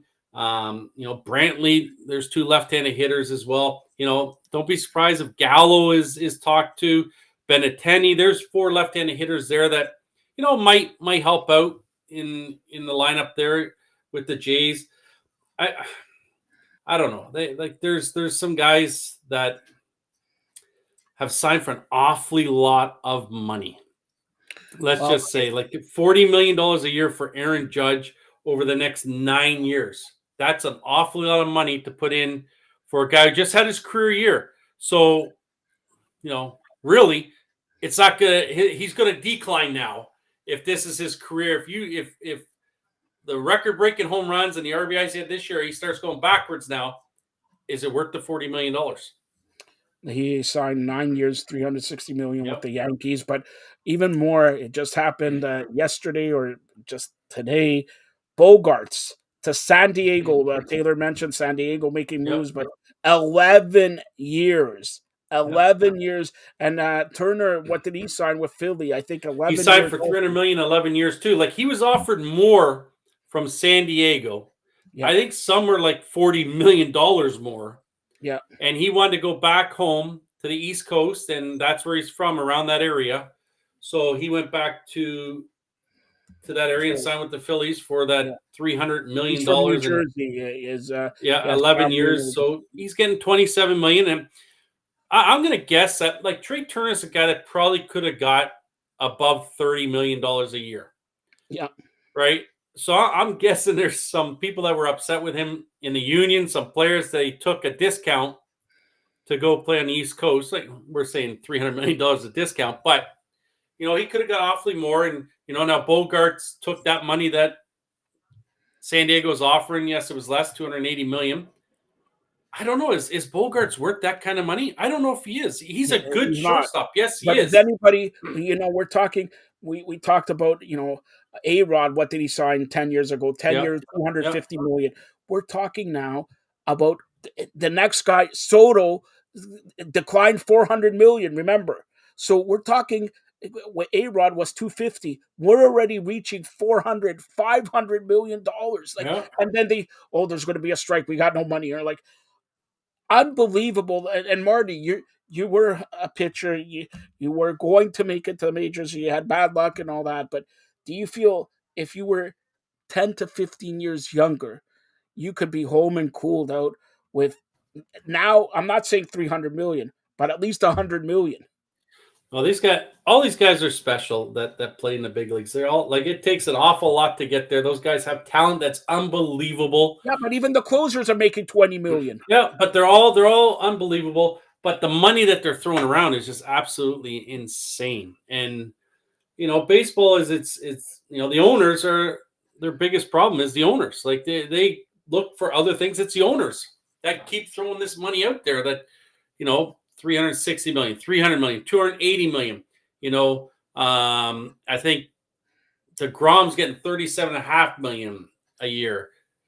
Verlander, $43 million a year. Like that's a lot of money being thrown. That just tells you how much money baseball does make in those markets. Like the Jays, there's no. I know Shapiro and Atkins keep saying money's not a concern. We don't have problems with the money. I think the threshold this year for the luxury tax like $233 million or something like that. They say they're not concerned about that. Well, if they're not concerned about that and they're offering these players contracts and they're saying no to it, that's pretty interesting to me as to why all these players are saying no to this money. If the Jays are offering, I'll tell you, if they're not concerned now, all right, Marty, let's forget about the Blue Jays, what they did, what they didn't do, or whatever. If this guy's getting 300 million or 280 million Bogarts, what is Bo Bichette? What is Vlad Guerrero? What, for that matter, we're talking about relievers and closers getting 25 million. What is Romano going to get? Like, if there anybody in baseball now, if you're a star, which Bo Bichette is, Vlad is, you're getting it starts at $300 million. Well, and Bichette's got to be licking his chops, seeing that what these two shortstops have signed for. Carrera's still out there. He's going to get somewhere around that neighborhood. Yep. Yep. He's going to be licking his chops. And I'm going to say, the starting point for Bo Bichette when it talks contract now is going to be $250 million. Yep. So whether it's 8, 9, 10 years, but that's what he's going to get. And I've said this before, as much as Vlad's a really good player, I think Bo is a player that more athletic, can play other positions, whereas Vlad is a first baseman. Yes, he came from third, but he's a first baseman. You can't move him to the outfield. You can't. So Bo might end up getting more money than Vlad ends up getting for a contract extension. But that's Bichette's licking his chops. Same as Vlad. Vlad's licking his chops too, seeing guys sign for this kind of money. So remember, Acuna, what he signed for $100 million, $110 million just like 3 or 4 years ago. Now these guys are going to sign $300 million. Like, there's another guy. If Soto has a good year with San Diego this year, what is he going to command? Yep. Is he going to be $450, $500 million? It's getting out of hand in some instances here with guys with what they're getting paid. I know that for the first 5 or 6 years they're not making as good an income, but it's still playing a game, and you're making an awfully lot of money doing it. Unbelievable, unbelievable there. That just a couple years ago, we were talking $100 million, like you said. Now we're talking 3, 4, and eventually next year or 2 years we're going to be at $500 million. All right. I just want a side note here. Tried to get Steve Carney, but he's at the Tampa Bay Lightning game. Steve has news that Tampa is going to come out with a new stadium in Tampa across the street from Tropicana Field. So we'll try to get Steve on next week because I know, Marty, you love him. All right. So, him and Tom Brady and everything like that. We're going to try to get Steve on there also. But another shout out here. It's about time. The U.S. and Russia doing a deal. The WNBA player Brittany now freed. Now at this time she's home. It's about time for that because we talk about sports, everything here. But Marty, now forget about free agency because it looks like they're not going to do anything with free agency. There's still some players there. Yes, there are. It's not going to be the big splash unless they go out and get sign a Bassett for 4 or 5 years. Maybe they surprise us. They go and they sign Rodon for 6 years. Right? There's still some guys in the pitching side of things that can make big changes with the Jays in the AL East. Yeah, I think the route they're going is through a trade. Well, and you're right, and I was thinking that too. There's a couple I would look into. I'd call maybe Arizona, and there's Zach Gallen that's there, who's their top starter. That'd be a pretty nice add to the Jays rotation. Or do you call the Brewers? And the Brewers have 3 starters that would look pretty nice in the Jays organization in their rotation. And then you can also ask him if you want about Yelich. He's had a few, a couple rough years. Maybe they get Yelich thrown into a deal there with a Barnes, a Woodruff, or a Peralta, right? So there's going to be some things, and that might be, you're right. It might be the way they're going to have to go is trade. Yes, they're going to have to give up some, but this way it's not. We're saying no because of whatever money you're offering us. You have to come because we traded for you. So here it is. The trade chip they have isn't catching. So I'm going to go. Everybody's talking about this. So let's start off with this. Which catcher, if it's you're Marty Atkins. Mm-hmm. I don't know if you're better looking, but whatever. All right, you're Marty Atkins. Who do you trade? Well, the guy I would trade first is Kirk. Kirk's the guy for me that would go. Not only because right now he probably has the biggest value of the 3 catchers. Kirk's coming off, all-star year. I think he was, I don't know, was he a silver slugger for catchers? I can't remember. But it's to me, that's the best year you're going to get out of Kirk. So you might as well trade him when his stock is high. But even if you trade Kirk, you got Jansen and Moreno there that, Jansen's a pretty good catcher. You saw what he did when he was healthy last year with, hitting home runs and driving runs in, and the way that he controls the game. I think Kirk is the one. And I know I talked to a buddy of mine in St. Louis. He was thinking that he heard that the Jays in St. Louis were talking, but then St. Louis went and signed Contreras for 5 years to be their catcher. So that obviously isn't going anywhere there in St. Louis. So you're right. That's their biggest chip is that. And they got a couple, minor league guys that I hope they don't think about trading Tiedemann. He's the guy that could be up near the end of this year. If not for sure, in 24, he'll be in the Jays rotation. All right. Well, hopefully, the winter meetings, a lot of action happening because we were talking off air here and say, when are they going to do signings? When and now it's going to be a flurry of signings, but most of the trades and all that are going to happen, and they're not even going to happen by Christmas. They're going to happen after the new year. Okay, first week of January, second week of January. Let's hope the Blue Jays do something and not this only thing here that they renovate the Scott or Rogers Center and everything like that. Joe, I still think they're going to sign a couple free agents. I really do. I still think they're the guy that I keep going, and I said it from before, is Cafuto. I thought they were going to sign him when he became healthy at the end of last year. Toronto might be the perfect situation for him to come in and sign a 1-year deal, knowing that they still need an outfielder, and he could DH as well and build his stock back up for the following year. So I for some reason I keep thinking it's Conforto that they're gonna sign, and I think it's there's still a starting pitcher, maybe a reliever that the Jays are going to sign. I think that's where they're heading. I really do. And then we'll see if they add on trade wise after that. But I think there's a couple signings that are going to come out of this. You got to remember when they signed Springer, I think it wasn't until like mid-January they signed Springer. Yeah. Right. So maybe there is something here that they're, I know Boris said the other day that the Jays have a meeting with one of his clients next week. Well, I think he's got Gallo. I think he has Carfuto. So maybe it's one of those two. Carrera, they have him, but I can't see them signing unless they do. They sign Carrera to a 10-year deal, and then they somehow work a deal and trade Bo for pitching. Yeah.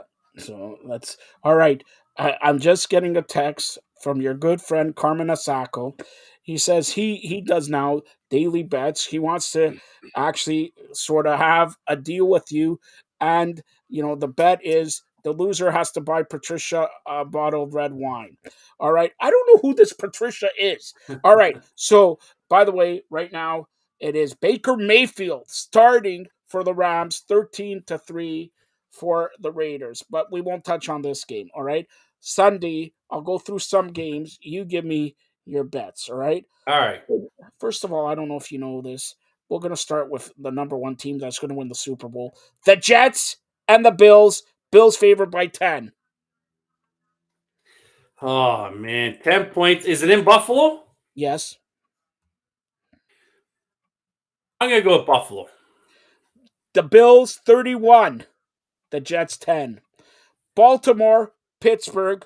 Of course, Jackson not playing. Yep. Pittsburgh favored by 2.5 in Pittsburgh. Yeah, that's, man.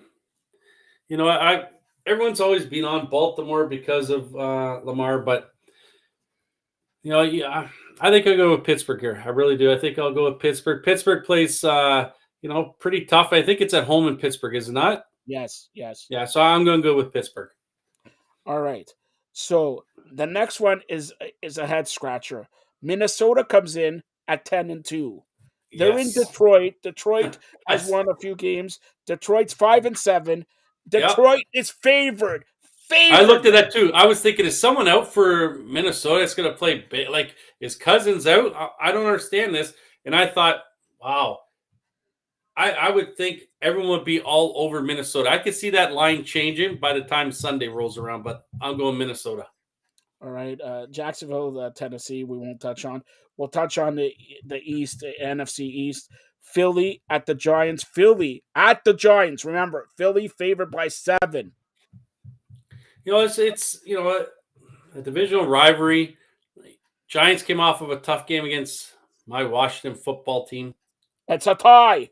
And it was, don't even get me going on the tie stuff, but I think the Eagles might run away with this against the Giants. I really do, because the Giants didn't look great. They did not. Washington jumped out to the 10-0 lead. They allowed Giants to come back and take the lead, and then they had to come back late to tie it. But I think Philadelphia's just looking too damn good this year. And the only loss was against who? Your team. Exactly. So I think they walk all over the Giants. You mentioned your team. Do you want to touch on their owner? Never mind. No, I don't want to touch nothing on that idiot. All right. So your other, I don't know if he's your friend, former friend, current friend, former, co-manager or whatever. Houston at the Dallas Cowboys. Dallas Cowboys favored by 1-7. Yes, 7. Man, that is a lot of points to give up. That's 3 scores. I'm gonna go with the Texans here and take the 17 wins. I'm gonna be up 17-0 for the game even starts. Taking the Texans. All right, I'm sure your friend is watching on here. All right, so let's get to 2 more games here. I know Carmen's watching. Tampa Bay for Steve up against San Francisco. Mr. Elevalent is going to quarterback for San Francisco. He won last week. It's in San Francisco. San Fran is favored by 3.5.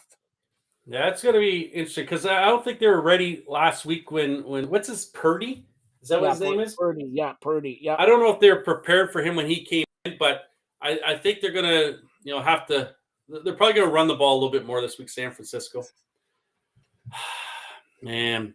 I think I'm still gonna stay with San Francisco because I think San Francisco's defense is pretty solid. So I'm gonna go with San Francisco. And Tampa Bay did not look good until the last 6 minutes of that game the other day. Yeah. Against New Orleans, right? Yep. And again, it was just New Orleans. You look at that game. Here it was. I forget how much time was left. 3 minutes, maybe under 3 minutes, and they went 3 and out in 31 seconds. New Orleans did. Yep. You can't give Brady that much time to come down and beat you with a touchdown. So that's on their coach for not running that clock down a little bit better. All right. By the way, Marty Roberts and Anthony Kay's favorite team, the Chicago Bears, have a bye. 6 teams have a bye: Atlanta, Chicago, Green Bay, Indianapolis, New Orleans, and Washington. Sunday night, a good matchup here, and I'm telling you, there's going to be a surprise. The Miami Dolphins go into SoFi Stadium and take on the LA San Diego Chargers. Miami favored by 3. Every time I jump on Chargers thinking, man, you know what? They're just looking good. They go and they just blow it. They just fall behind, and then they spend so much time trying to get back into the games. You know what? I'm going to go with the Dolphins here. I'm going to go with the Dolphins. You're going to be wrong. By the way, they moved games next week, week 15. There's 3 Saturday games. 1 p.m. Saturday, December 17th, Indianapolis, Minnesota. 4:30, Baltimore and Cleveland. And Saturday night at 8:15. Oh boy, squish the fish. By the way, I'm looking at the weather in Buffalo. It's not going to be 6 feet of snow, maybe 2 feet of snow. Payback for when it's 180 degrees in week 2, Buffalo, Miami. The Buffalo Bills will play the Miami Dolphins. All right. And it's another Thursday, next Thursday, a good matchup. San Fran and Seattle. So good matchups. And they moved one more game. Sunday night, December 18th, 8:20. The New York Giants and the Washington Commanders. Marty Roberts is going to be glued to that 75-inch TV he has in Barrie. How big is your TV? 32-inch black and white. 32 black and white. Like, I believe that. All right. And you know what? And you know who's going to be back for Washington soon is Chase Young. He hasn't played yet. I guess they thought he was going to play last week. Maybe there's a chance, but I think with the bye, I think you see him playing that week. That's a big hole in their defensive side, right? Yeah. And they've still been pretty good on that defensive side of the ball too. So I think this time Washington isn't going to be tied with the Giants. That's for sure, especially being back at home.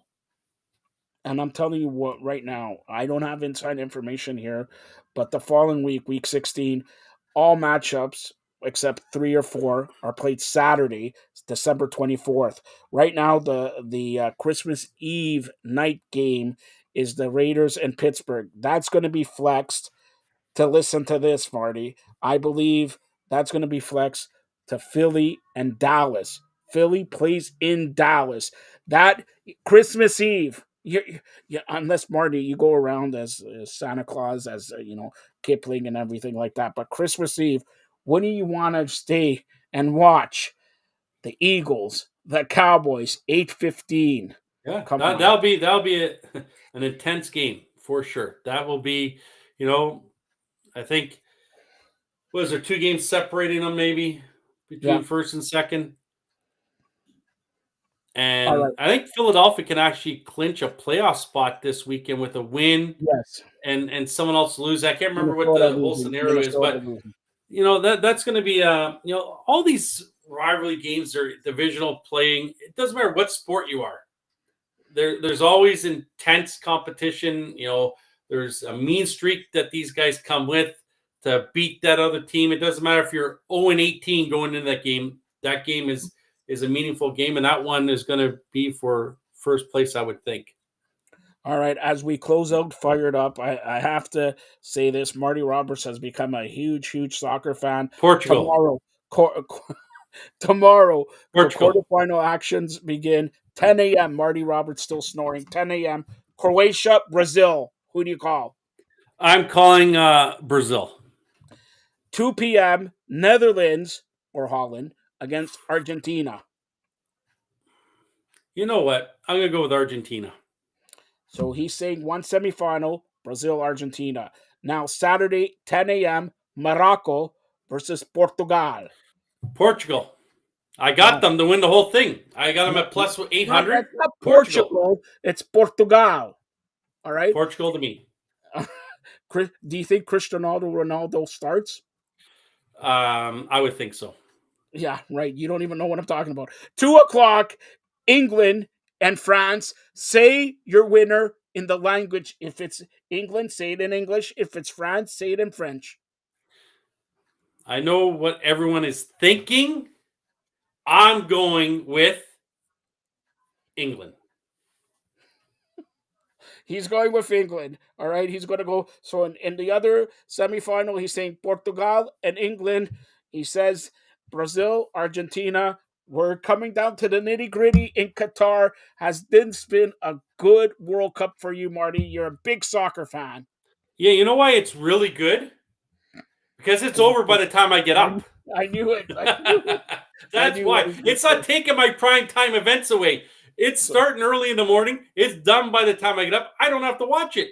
Yeah, and you're basically barbecuing there because and you know what? To be fair, when I do want to get my information, I listen to you guys on Fridays and your show, daily show for the World Cup updates with Carm. I'll get my info there when I want it. And that's why I've decided I took Portugal. You're going to lose. All right. By the way, midday update will return next week after the World Cup. So thanks again. When did you switch the name? Because we have nobody here named Mike. All right. that's the truth. All right. What do you want, midday Marty? I want to do a show while you're driving on the bus. No, you don't want that. No, I don't want that. All right. I don't want that. So here we go. Thanks a lot to Carmen Asako, Giancarlo Lino, who pulled the double shift here. Anthony K pulled the double shift. Derek Bowles with Unstoppables. Marty Roberts and Taylor Woods for Fired Up Live. Any last comments here, Marty? You never asked me where they could reach me. I was going to say that, but now that you said that, you're going to stall. Just look along the bottom of the screen. All Lefty 22. All Lefty on Twitter 22. And Instagram. Yeah. Does anybody reach out to you? Well, I'm just hoping my jersey from Toronto 6 Taylor Woods comes by FedEx in the next couple of days. So this Can you tell me who this Patricia is? She's asking, is Marty Roberts going to come to her wedding? All I know is that she has breaking news type of stuff. Do you like that breaking news type of stuff? Breaking news is always good. Breaking news is always good. Doesn't matter what it is. You just don't want to slip on the floor when you break the news. Wait a minute, Marty. It's about time that you go in the tubs, right? You go have a nice time in your tub and everything like that, don't you? It's a relaxing time. Then you flip. You get the candles going. You put the jacuzzi jets on. You just sit there and you reminisce about what happened in the day. Yeah, it relaxes you. You reminisced with who? With who are you reminiscing? Are you breaking the news or what? I'm not going to say I talk to myself, but I do talk to myself. And what do you say to yourself? I just say, man, what am I going to do tomorrow? Do I have to wake up and do this all over again tomorrow? And then I'll answer myself, and then I'll get out and I'll go to bed. What, don't you ask yourself, do I want Portugal or do I want Morocco? Don't you ask yourself that? No, I don't want. I want Portugal. Portugal is. I put my $4 on Portugal to win it all. Marty, and how much do you win if you bet your $4? I don't know. It's plus 800. Plus 800. Marty Roberts, my new best friend there. All right, plus 800. And by the way, when you're in the tub, do you have a nice, a little bit of the bubbly or what in the tub? No, I don't.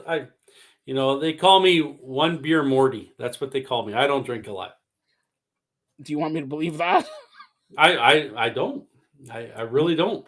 I'm not a big drinker. All right. So your friend Patricia has asked, final question as we close out Fired Up Live. What do you want for Christmas? Oh my gosh. I want a few more zeros on my paycheck. TTC, do you hear that? TTC, do you hear that? All right, stay tuned for more great programming. By the way, tomorrow we're going to do a World Cup update. And guess what? It's Friday. Fem Fridays are back here on the Fired Up. Is the soccer show on tomorrow? Yes. World Cup update. But they're different. World Cup update is something different than the soccer show. World Cup update is every day. The soccer show is with Giancarlo, the coach, and you. And the World Cup update is usually just you and Carm. Since you're don't mix your shows up, Joseph. Hold on. Next week we got the semifinals and finals, and Fired Up Network is planning big, even bigger shows. We got Carmen. We got Giancarlo Nino. John Nelson is going to come back. He had to cry because the USA lost. They only played one more extra day than Canada. But we also but that one extra day is big. You made it into the playoff round. Yeah, but they lost still. I want you to ask Carm tomorrow who should be the coach of Team Canada going forward. I know who's going to be the coach of Team Canada going forward. It's not going to be Marty Roberts, that's for sure. Definitely not. It's definitely not going to be me. Some guy named Billy something or other is going to be here, right? I don't know. Don't you agree with that? Can he be the coach of soccer or what? No, I think they should give serious consideration to the coach Carm. They should. No joking aside, he should already have an amazing paying coach. We take 40% of the salary, a lot of zeros. You wanted a zeros. Come on. All right, Marty, are you going to let me close this out or not? By the way, I believe. One more thing. When you talk to Carm tomorrow, ask him what type of product he puts in his hair. He doesn't. It's all the flaky and all that. There's that's some natural hair right there. That's a nice lid he's got going on. Ask if he can give me some of it because I got some bald spots happening. So wait a minute. What do you want for Christmas? And hair plugs. Hair plugs. Yeah, Eric has some of them. All right. So for everybody, a cast of thousands here on Fired Up Network. Stay tuned for more great programming. Have a great night. And again, happy belated birthday to Digit Murphy. Happy birthday to Nathan Parrott. And on Monday, it's my dad's birthday. Happy birthday, Dad. Love you. Thanks a lot for watching. Stay tuned for more great programming.